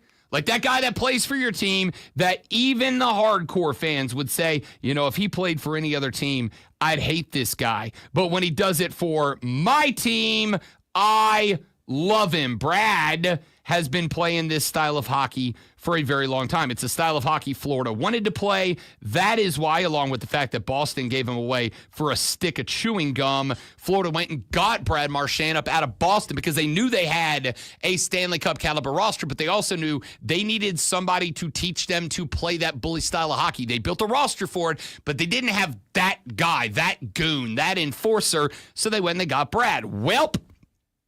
Brad, in the third, got a pretty good, and I do argue, cheap shot on Shane Gostisbehere. So what did Shane do? Just a few seconds later, Carolina takes the puck away from Florida. They turn it back the other way. The puck ends up on the stick of Shane Gostisbehere. And what does Shane-O do? Does he turn around, see where the Florida defensemen are, find the lane up the ice for either the pass or the lane to skate and carry the puck into the attacking third? No. What Shane does is turn around and from about 100 feet away from the goal, you know, where you definitely aren't scoring, from the other end of the ice, he turns around. He sees Brad Marchand one-on-one defending him. He's got the opportunity to put the puck between the skates and attack Brad and try to beat him one-on-one and create a rush to the net. Does he do that? No. What Shane Gostisbehere did, great one. I don't know if you'll appreciate this or go, that was dumb. We'll find out. What he did was from about 110 feet away from the goal, he winds up and he takes a blast of a slap shot with the hockey puck directly into Brad Marchand. Not trying to score a goal, not trying to pass the puck down the ice and set up a rush, maybe take a man advantage down on the forecheck. No. He decides, I'm going to put this puck through the front of Brad Marchand's head and out the back of it. He takes a rip at Brad. Do you know what happened? The Panthers got the worst of it as Marchand was given a double minor for roughing in a 10-minute game misconduct. But from that point forward, because the referees most certainly had a talk with Shane Gostisbehere, it was on TV when it happened, Carolina found themselves under intense scrutiny from the officials the rest of the night. NHL officials are notorious for understanding that a cheap shot in hockey gets a cheap shot in return. And unless you are just egregious with your cheap shot, not all the time, but many times, certain referees will actually let you get away with one, and they will skate over and tell both the boys, you're even now. We're done here. Do you understand? I've stood next to the ice and listened to that conversation at a Swamp Rabbits game. They will go, all right, man, you got him. He got you back. We're even. No more of that. That is how they officiate the game. That is how they let the game police itself. If you hit a guy cheap and that guy hits you back cheap, great. You both got a shot. We're now even. The next one we are calling, do you both understand? It is on you to protect your team now. And hockey dudes, by and large, get it. They get it. They understand that. So Shano got a talking to by the official because they know Brad was giving him some cheap sticks to the back here and there. They understand Brad was giving him a couple of little gloves to the gut every now and then. So they let him get away with one. But I would be willing to bet Lonzo's ridiculously large salary that both Shano and Brad were told, all right, boys, getting out of hand, getting a little carried away. Brad, you got yours. Shane, you got him back. We're done now. Do you understand? Because from that point forward, not only was just about everything getting called, but Carolina was on the worst end of it. They couldn't get away with anything after that. So, Rod Brindamore said yesterday, we know who Florida is. We know the style of hockey they want to play. We know their objective in playing that style of hockey, and we have two options here. We can let them accomplish their goal by reacting to the bully ball style of hockey, and we can play their game and give them extra power plays, mitigate our own, prevent our power play team from being on the ice, and exhaust our penalty kill unit, or we can not play their style. We can go, all right, he got a chip shot. Sucks. It is what it is. He got me. It is what it is. You know how I'm going to get him back? I'm going to go bury one past Bob down there and make them play from behind, because here is the other thing I said in that preview. If you're Carolina, scoring first matters against Florida more than any other team. Again, a perfect 5-0 when scoring first, 3-3 when scoring second. But it's not just about scoring first.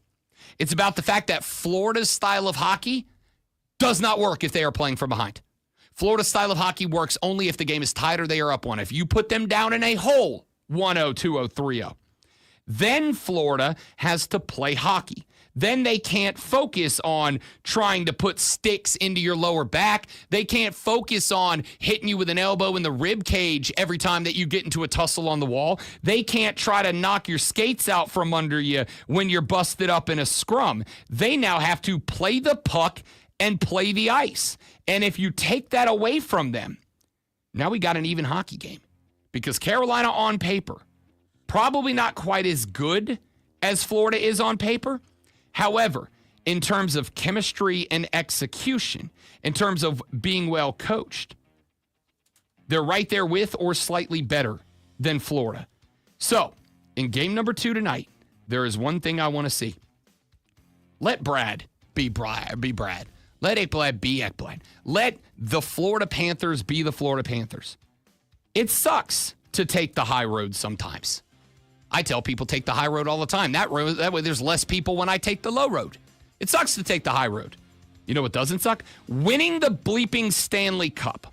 So, don't react. Let Florida be Florida. Let them do their thing. Beat them. Score a goal early. Make them play from behind. And that's how you make them play your game. And if you make them play your game, you win the East. You all win at life, because Lonzo takes control of the show with Fight Club coming up next on the Rob Brown Show in the Fan Upstate. QC. All right, guys, quick read. Fight Club's back after this. Stay right there, Foamy.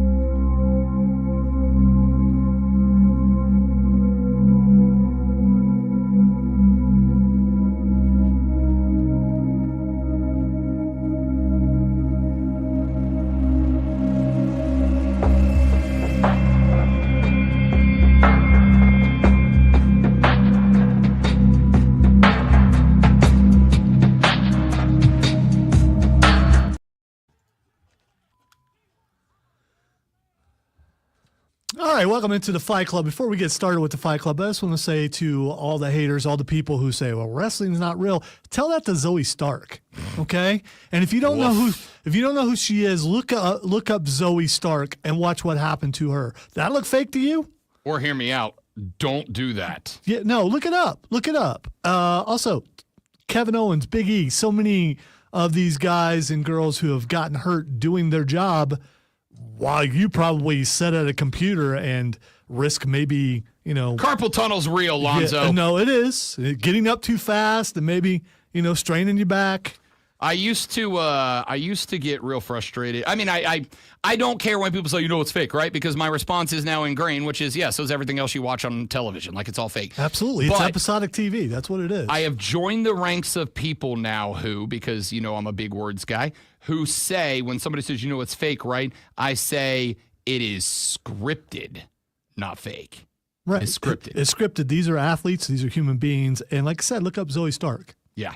I was there. We couldn't really see what happened. All I do know is this, and I don't know how much of this got shown on TV because I haven't gone back to watch it yet. I'll probably do that this evening before the hockey and the basketball games. But basically, like we saw something was wrong. We saw the trainer roll in the ring and help her out of it.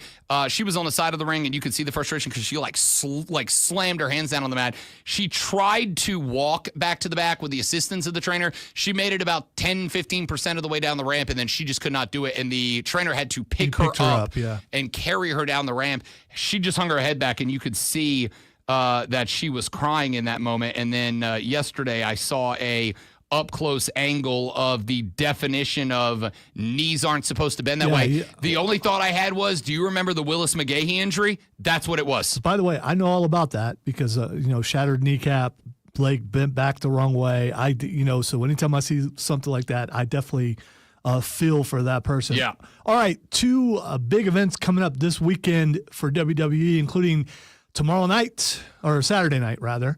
Saturday night's main event, which is on NBC for everyone to see. 4 matches, starting with Damian Priest versus Drew McIntyre in a steel cage match. Friend of the show. Friend of the show. Buddy? Priest. I'm sorry. Buddy of the show.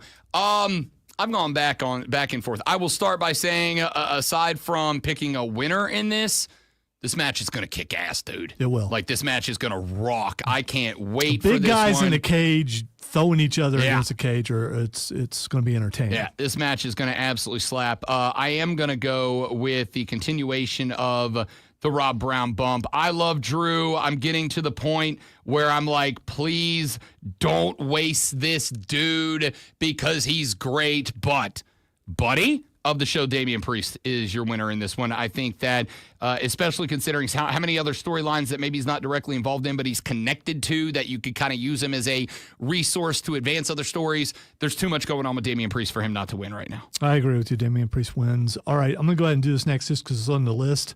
John Cena versus friend of the show, R-Truth. Buddy of the show. John Cena's winning this thing. My only question, this is one of those matches that I'm going to say, great one. It doesn't matter if you know how the story is going to end, if the story itself is entertaining. If you're a wrestling fan, you know that there has always been a goofy comic relationship between buddy of the show, R-Truth, and John Cena. But obviously, after the slamming of Truth through a table at the postgame presser of Backlash, now it kind of feels like they're going to treat this one seriously. I don't know how this plays out, but John Cena is going to win. All right, we both believe, I believe we both believe that Cena will turn face before it's all over with. Yes, but not in this moment. No, but I think we saw some cracks last time he wrestled. I think this starts to break him a little. And it's a gradual break. But there'll be a look of regret after he destroys R-Truth, and I think it will start to chip away. I would like that to be the case, but the only question mark is going to be which pay-per-view do they de-strap John Cena at? Is it SummerSlam? Is it or is it Money in the Bank? Is it all the way till WrestleMania next year?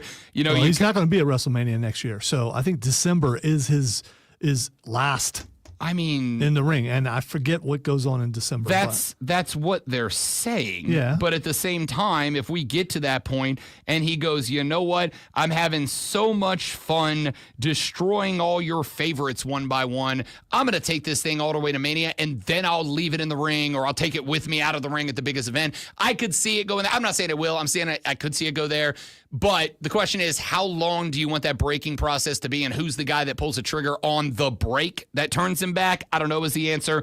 Unfortunately, it's not. Buddy of the show, There's a rumor. We'll find out if it's true that Cody Rhodes shows back up at Saturday night's main event because he's at an event that's just a couple hours down the road. I wouldn't be shocked, but again, the question mark is, yes, we all agree Cody Rhodes is better chasing the title than holding it. My question is, how, if you're going to have Cena, again, which pay-per-view are going to have him turn face at or take the beating that turns him back face, and how long of a feud do you have to get to that point? Because, like, if it is WrestleMania next year, I don't need Cody Rhodes chasing John Cena for 10 months. Okay. There's a rumor out there, by the way, that Roman Reigns is up for a part in the next Street Fighter movie. So he's probably going to be gone for a while, especially if he gets that part, along with Jason Momoa and a couple other people. Yeah, it looks very interesting. All right, next match, CM Punk and Sami Zayn versus Seth Rollins and Braun Breaker.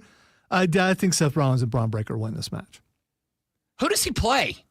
You have to look it up. I don't remember the name, but they already have them picked who they think they're going to play. Okay. Listen, I think that this is one that you have to put Seth and Braun Breaker over. If they take this loss to CM Punk, who I can tell you from being there on Monday was it felt like most over guy that came out or gal that came out at any point.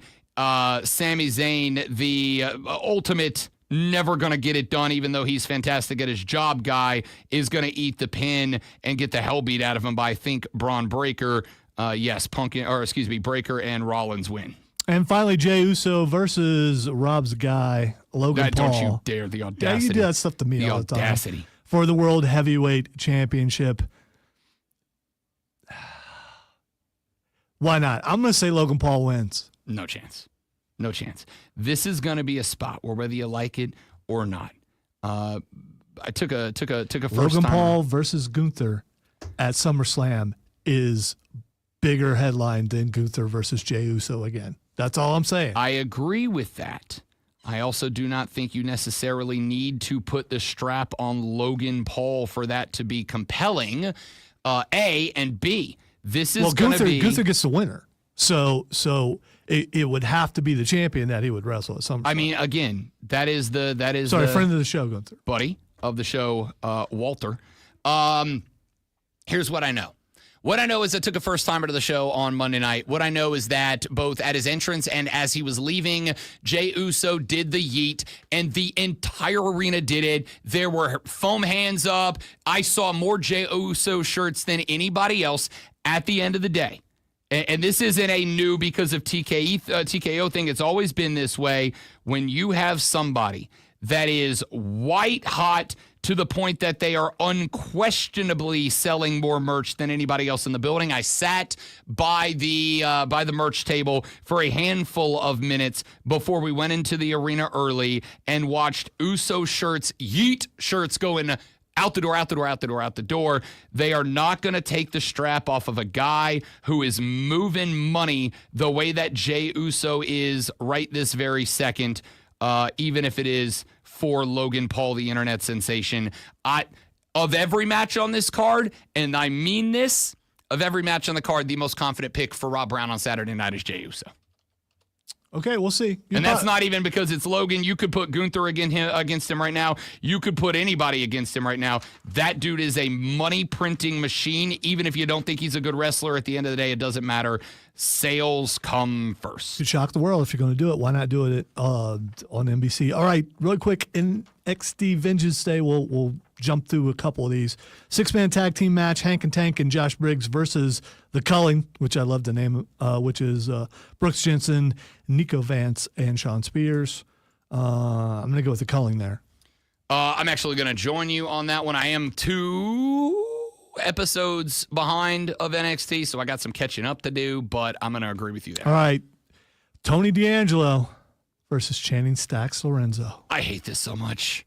It was bound to happen. I know, but every now and then you stumble into that faction that you never want to break up. New Day with Big E hit that mark. The Family hit that mark. It's so cheesy, campy B-movie, even for pro wrestling lovers. They were murdering people off screen. I am so in for that. That being said, Tony D has crowds eating out of his hand. He has to win here. Stacks wins, and here's the reason why. It's a coup. It's not just Stacks who wants Tony D taken down. The whole family? I think the whole family does. Wow. Yes, I do. All right, NXT Women's North American Championship match. That means a Tony D face turn. Can you have a face mobster character? Tony D moves up. NXT Women's North American Championship match: Sol Ruca, who has the best finisher in all of wrestling, versus Kalani Jordan. This match, they're already setting it up. Zarya is going to do something, whether on purpose or not, and Sol Ruca is going to lose the belt to Kalani Jordan. Kalani Jordan, very boring. Sol Ruca is awesome. I don't think she's boring. I just don't think she's for us. But I actually agree. I think she drops the belt, but I also am going to say I think Sol Ruca's ready to come up. I think she's ready. I think it's time. She is so damn entertaining. We were talking the other day, Jack and a buddy of the show, Jack and I were talking about Dom Mysterio and the fact that this dude has grown on me from guy that I could not stand when he was a face to now my favorite heel on the roster. Sol Ruca is the NXT version of that. Was not a fan when she showed up. Now I'm like, this chick can go. Bring her up now. She absolutely can. She used to be an influencer. I found out about that. I'll tell you about that later. TNA World Heavyweight Championship against, say his name, and he appears, Joe Hendry versus Trick Williams. I think Joe Hendry won the music off Tuesday. No way. There's no way they let Trick Williams beat Joe Hendry for the TNA title on an NXT PLE. Correct. No, none at all. None at all. I agree with you. It kind of takes the weight of the match out of it, to be honest with you. What I do think they can probably do is allow Trick to dominate the match for a good chunk of it, and then let Joe have his WrestleMania flashback and be like, oh, I took this from the Orton match and that's what I applied to win this thing. I wouldn't be shocked to see a Joe KO, an RK Joe Hendry at some point, look at as a tribute to his WrestleMania event. But no, there is no chance another company's belt changes hands on an NXT show. All right, two more matches really quick. NXT Women's Championship match: Stephanie Vicor versus Jordan Grace. Jordan Grace just flat out nearly killed Julia last time when they wrestled. Do you move Stephanie up already after you've just moved Julia up? I think you do. I think Jordan Grace wins. I think you do as well, because I think, number one, Stephanie has already showed up on the main roster a couple of times and has been. Actually, I think she may have already signed with. Well, no, never mind. I don't know if she has or hasn't. She ends up on SmackDown where Julia is. Yeah, for sure. Regardless of where you bring her up, she has showed up and wrestled on the main roster show a couple of times, and she is beyond over for a variety of very good reasons. I think it is. I think it's call-up time. Then again, the only reason she's in NXT is because she has to be to kind of learn the WWE ropes, which I understand. I do think you were at the call-up moment here. And on top of that, you had Jordan Grace. When she signed, it was a big deal. She's been good, but she hasn't really captured the attention the way that Stephanie Vicor did. And if that is the case, give her opportunity to learn about carrying the strap by carrying the strap. Call Stephanie up. She's also ready and already a focus. Yes, I agree. All right. Finally, Obafemi versus Miles Bourne. Miles Bourne it's a great story because he's partially deaf, and the angle is good about him standing up for people with disabilities.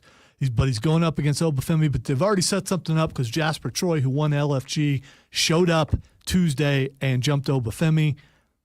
He's going to do something again to cause a problem, but Obafemi still has the championship. I'll be honest with you, as an Obafemi guy, I hope he doesn't, because I agree with you. Like, I think it's a great background storyline that kind of goes in that direction. And if you tell that story and you get a bunch of people invested for that reason, and then you have the guy not win in that moment, it's like, okay, are we really represented the way we thought we were here?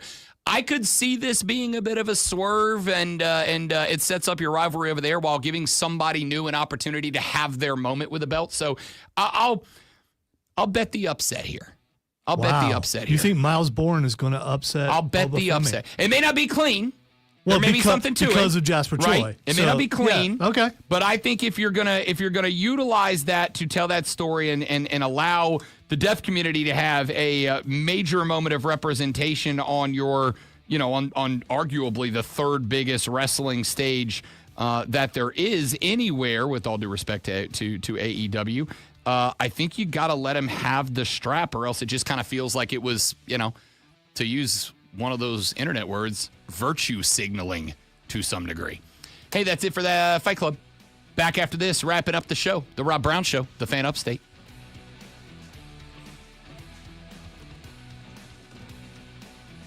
I know you don't know who Jasper Troy is because you haven't. I'm 2 weeks behind, so no, I do. No, you'd have to watch LFG to know who he is. He's the guy who won LFG. He's He's Booker T's guy who he praised the entire time, and he looks bigger than Obafemi, but he's not in shape like Obafemi. Yeah, is. Obafemi's a freak. He's dropped like 20 or 30 pounds since being in LFG, so he's working his way towards. He needs to be in better shape for sure. But he walks out with big old chains on. I mean, he's got a good look. I have seen that guy. Yeah. I don't know anything about him, but I have seen him. What I can say is I did try LFG. I say this with all due respect to the situation. Bubba Ray's character on that show is a turnoff for me. No, he got better and better as the entire season went on. I think Booker T was the most annoying thing out of the entire show. I mean, to the point where he was getting made fun of by Undertaker and other people when he wasn't looking. And it just, Booker T was so over the top for his guys, and he didn't understand that it's okay to vote for somebody else. Yeah. As somebody who approached that show, whether I am correct or not, with the belief that while the winning... Mickey James also very annoying on that show. I agree with that, too. He's not going to be back for season 2. In the one episode I watched, I agree. While the actual performance may be what got the winner, or the losers voted off, whatever, I do think that the coaches were playing characters within the show. We're scripting characters within the show. And Bubba Ray was just the old, annoying, back-in-my-day baseball fan that I don't talk baseball with. Should have watched the whole thing. That first episode is not... It wasn't episode 1. It was like a week or a couple weeks in. Joe, the thing about Shiloh, though, is the last episode before they wrestled in Madison Square Garden, when they showed that he has an AI at home, and the AI told him to give it a body, and he gave the AI a body and a Santa Claus beard, and the stuff that the AI robot was saying, whether contrived or made up for the show or not, it was freaky. I was a Shiloh guy all the way through until that. And then it's like, stop. I never thought Shiloh was going to win anyway. The biggest problem was Xena not winning, and you knew she wasn't going to win because Tyra May Steele is an Olympic gold medalist, and they pointed that out, that having another Olympic gold medalist this time as a female, even though she's not as good of a wrestler as Xena, they can push that. She won the Olympics in wrestling, and I found her annoying the entire show.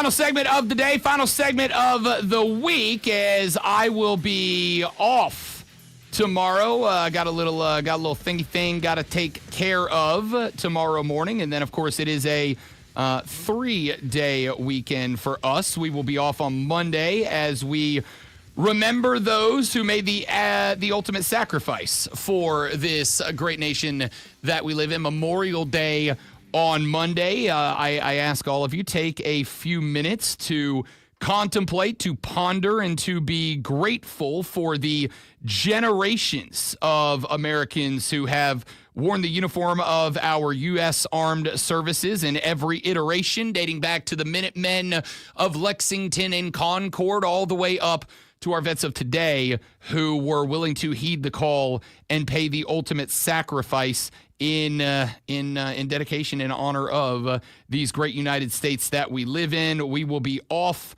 on Monday. We will return to you on Tuesday, and at that point, obviously, we will have multiple game threes in both the NBA and NHL playoffs that we will break down. We will, I have no doubt, have much more in the off-season college football landscape that we will have to talk about, because it's felt like this week we've had a new college sports story, none of them involving sports, all of them involving courtrooms and settlements and new lawsuits, etc., but all of it obviously having a major impact on the college football game that we love so much. When we return on Tuesday, we'll check you in with where we are for all of those things. A couple of things I wanted to address on the way out. Memorial Day weekend is, of course, ladies and gentlemen, the crown jewel weekend of motorsports. We have got the Indy 500 running. We've got a couple of other races going on in other major and professional racing series. And of course, it all culminates Sunday in the Coca-Cola Zero 600 up at Charlotte Motor Speedway. I will not be attending this year, unfortunately. I've enjoyed going to that race the last couple of years, but great one. None of those races, as excited as I am for all of them. Sunday is a wonderful TV day for fans of going fast and turning left. None of those races are the race that I am the most excited about.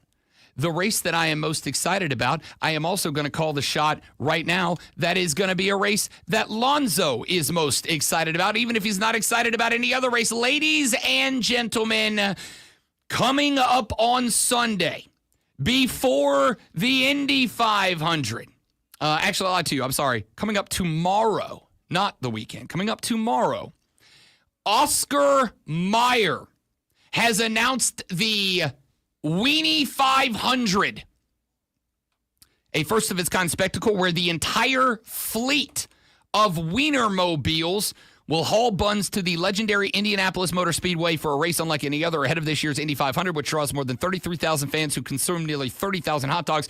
Oscar Mayer's beloved hot doggers will make their racing debut on the very same track. At 2 p.m. tomorrow, the fleet of Wienermobiles will take to the Indianapolis Motor Speedway and will race, and here's the best part.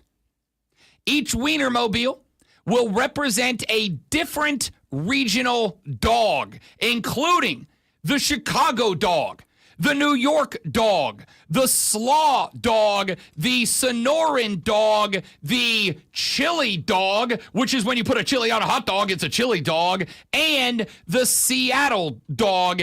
Each driver will have a custom hot dogger racing suit that represents their region's dog, as the Wienermobiles will race for hot dog supremacy. Ladies and gentlemen, Team Chili Dog, which is when you put chili on a hot dog, it's a chili dog. And Oscar Mayer has now said it's official. And no, you do not have a higher voice of authority in the wiener world than Oscar Mayer. I got to agree.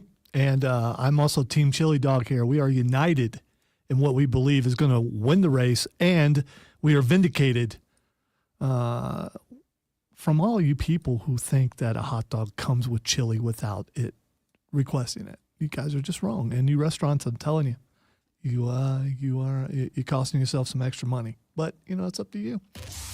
And now, the Rob Brown Show presents Twitter. Even Oscar Mayer says it's a chili You're right. dog. That is the authority in wieners. Oscar Mayer, for sure. All right. The first thing that's Xing is Darby Allin. I'm sorry, friend of the show, Darby Allin. Buddy of the show, Darby Allin, did, I believe, I don't know if this is why he's trending, I assume it is, did summit Mount Everest, did reach the top of Mount Everest, which, by the way, he told us on this show he wanted to do a very long time ago when he joined us. Called that shot, and then not only did so, great one, but I also happen to know that while he was on his way up, he brought a skateboard and is now the Guinness World Record holder for the highest altitude kickflip. Yeah, I saw that. That was really cool. The Rob Brown bump, ladies and gentlemen, is not exclusive to just your sport. If you get the Rob Brown bump, you become a winner at life. All right, let's go with what I would consider the opposite right now of Darby Allin. That would be Booker T.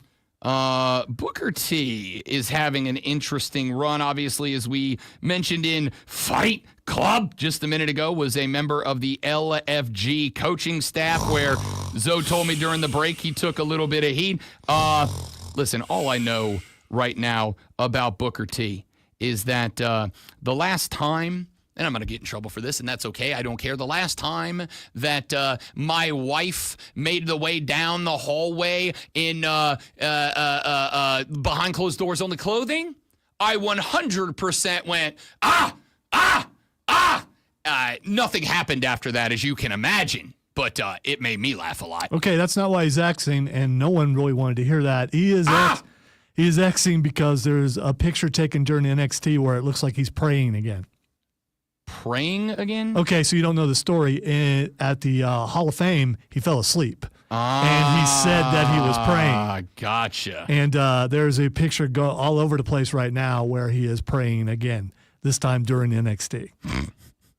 I mean, listen, all of us have fallen asleep at work at some point. Just if you're going to fall asleep at work, do it when there's not a camera pointed at you that's on national television. Book. Yeah, if I can stay awake during certain soccer segments, he can stay awake during NXT. I'm just saying. No. All right, the next thing is Xing is Mission Impossible. She also didn't find it funny, for the record. Mission Impossible, does it come out this weekend, I assume? Comes out today. Forget the movie itself. The controversy right now is that there was a video that came out of Tom Cruise at the debut, the debut of Mission Impossible, eating popcorn, except he very clearly wasn't actually eating the popcorn. He was reaching into the box and very obviously pulling out an empty fist. And I know that because he was doing the thing where you throw the popcorn in the mouth, except he threw it from here and the hand was empty. And then he was chewing, but with his mouth open, you could see there was nothing in there. Very clear. And Tom, we understand, my man.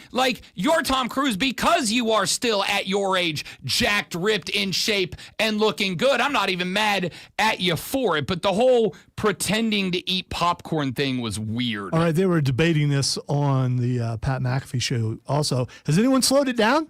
I mean, dude's not eating popcorn. Slow down the film. I do know people who eat popcorn that way. I've done that before. Just being goofy and eating popcorn that way. Forget even the throwing of the popcorn at the mouth hole. The problem was he's clearly fake chewing. Okay. He's like, we need slow down analysis. We do. He's also in his 60. He may have fake teeth. I don't know. And dentures and popcorn don't mix. Finally, the last thing that's Xing is Lilo and Stitch. The live action Lilo and Stitch, which I got to tell you, some of the commercial stuff they put out, I'm kind of interested in. It also comes out today. So Lilo and Stitch versus Mission Impossible, we'll see how that plays out. I have been anti-live action remakes of movies that aren't at least a couple of decades old. I'm anti that, but I'm going to tell you, there are two coming out that I'm really excited about. I actually will probably see Lilo and Stitch because I actually love Stitch the character. The How to Train Your Dragon movie looks badass. It does. Looks badass. I'm in. All right, that's it for us. Off tomorrow. We will return next Tuesday. Ladies and gentlemen, I appreciate you being here. Please tell your friends about us. Help us grow the show. Don't drink and drive. I'll punch you in the face. Enjoy your Memorial Day weekend. Give a few minutes of thanks and thought to all of those who laid it down so that we could have a ball this weekend. We'll see you all back here Tuesday on The Rob Brown Show and The Fan Upstate. Later! I don't know what that is, Sean. Maybe Rob can explain to me what that is. What is that word? What is that? I'm going to keep it a buck. I feel like there's a pop culture reference from Little Brother that I'm missing here. Oh, so you don't get it either. Okay, well, yes, I do. Nope. I lied to you. That is the God's ultimate being of Scientology, which Tom Cruise is a weird Scientologist. Oh, okay, so I'm Scientology glad I don't know. I know he's a Scientologist, but I didn't know what the levels of Scientology were. So I'm glad I didn't know that. Yes, he is the whatever it is, God, ultimate being, whatever, of Scientology, which is 100% a cult, bad, and dangerous. And if you ever have a Scientologist approach you, tell them to call Leah go Remini. away. Yeah, if they approach you, call Leah Remini. They are she will help you. bad people. I'm willing to go on the record. Well, you just did. Good thing. Absolutely. Good thing. Now because I did it. You might be on the hit list. Honestly, that's not a joke. I could that's a thing that they do. Not hit list, but like make your life miserable. I meant from a publicity standpoint. Yeah, for sure. Canceling, if you will. A character assassination. There we go. There it is. That's what I meant. Maybe an actual one too. We'll see. No, not that. They don't do that. There actually have been multiple people that have been disappeared that were in the midst of a controversy with them. So that is not even a for sure thing. Steven, be safe travels, buddy. We will see you when you get back. Take care. Enjoy Paris. It's a beautiful city. And the food's incredible. So I'm very, very envious of you. I'm trying to talk to the wife into adding Paris to our international travel list. So go have a wonderful time. Bring back stories that I can utilize to then peer pressure my wife into saying yes to Paris. Please and thank you. She's not really interested in Paris, which is odd. She's more of a open countryside traveling kind of person. She wants to go to Italy, but she wants to travel the Amalfi Coast where all the sunshine and she doesn't want to go see a castle. No, one of our conversations is whenever we go on trips, we love to travel together, but we have to plan what we're going to do because what she wants to do when we go places and I want to do when we go places are very different things. So Italy's on our list and we're going to do a couple days on the Amalfi Coast and in the vineyards and all that. But I told her, I was like, if you go to Italy or if we go to Italy and you think I'm not going to be in Rome for a day looking at the old stuff, if you don't think I'm going to the floor of the Colosseum to be a gladiator in my own imagination for at least a few minutes. Yell, are you not entertained? 100%. If you don't think that's happening, I don't know who you're going to Italy with because it ain't me. So we already have our Italian plan together of fly in, do a couple of days of countryside and Mediterranean side drinking and eating, a day and a half in Rome so Rob can be an absolute history nerd, and then go to Venice so that we can both kind of enjoy our last day in a historical but also sightseeing area. Kane said, I will be doing my travels to the coast of Myrtle. I have heard it is both eventful, scenic, and Kane, well-cultured. I, too, will be traveling that way eventually soon to the City of Gardens, which is right next to Myrtle. So the coast of Myrtle. Yes. I need to put I got to get to Myrtle Beach. You guys talk about it especially so since much. I told you about that thing at Broadway at the beach. Yeah. Tiger Woods has one of his upscale putt-putt courses there, which is like a legit golf course / clubhouse / bar and restaurant, whatever. But instead of a golf course, it's a putt-putt course. Which is awesome. A continuance of the decades-long Reitzel Invitational is going to happen there. When we get there, we're going to find out who's going to win this year. Usually, and it will be posted. My question is, great one, is the Reitzel clan going to enjoy themselves surrounded by a golf course full of pretentious golf D-bags like me? All right, from the videos I've seen, There's a mix of those and kids and other people because it's set up like a putt-putt course, and it's the middle of a tourist destination. So people aren't going to go, hey, that's a Tiger Woods thing. They're just going to go, come on, kids, let's go play. Let's go play some putt-putt. Yes. Tiger Woods. There are no windmills or anything like that. It is set up like a golf course, but in a small space. It looks, Kane said it's Pigeon Forge with salt water. Yeah, but no mountains, which is good because I can't go in the mountains. James said the shores of Gulf have been calling my name. Yes, the Gulf of Mexico coastline is a beautiful place to visit. James, I will tell you, I'm assuming you've been to the Gulf Coast, or is this like your first trip and that's why it's been calling? Either way, I will make a suggestion to you, and I do not tell people about this very often because I don't want you to crowd my favorite places. But I'm going to give you the crown jewels. Do not go to Destin. That is where I'm from. I love Destin. Destin has become expensive and overcrowded, even too overcrowded for people like me who like a crowd. The two beaches, if you would like to visit the Gulf of Coast, or the coast of Gulf, if you would like to visit, I am going to give you two places to go. One of them is Navarre, Florida. It is the exact same beach as Destin, the same sugar white sands and emerald green waters. Wonderful little dive bars, local bars, beach bars, good restaurants in that area, and about a quarter of the people at about half of the price. The other place that I'm going to tell you is Orange Beach, Alabama, which is the same white sand beach and emerald green waters as Destin. But if you're like me and you like a little redneckification in your vacation, Gulf Shores is like where the rednecks took over Destin, and it's awesome. They have a place there called the Florabama Lounge, which is a bar that Kenny Chesney sang a whole song about because it's incredible. If you've never been to Orange Beach, I encourage you to check out the OB and hit up the Florabama because the Florabama is amazing. That is where they have the annual mullet toss that has national fame. Toss? Yes. Well, you throw people who have mullets? Nope, you throw the fish mullet. You go it? on the beach, they have dead mullets in fish. And you throw the mullet. There's a line, and whoever throws the mullet, right. they have weight classes, and it's a blast. It's one of the most entertaining things you'll ever see. The mullet toss is incredible. Destin is good to visit for a day. If you want to go to the beach in Destin, it's still fine. Just know you're going to pay more for everything and be around more people. If you go to Navarre, same beach, quarter of the people, you're going to be able to have yards on both sides of you uncrowded. That is not true of Destin. That's it for us, kids. Got to run. You're amazing people. Thank you for being here. Tell your friends about us. Alonzo and I are trying to retire sooner rather than later, but that requires you to help us get people to give us money. On purpose, not because, be retired. Yeah. There is different. See you Tuesday. Goodbye. Have a good weekend.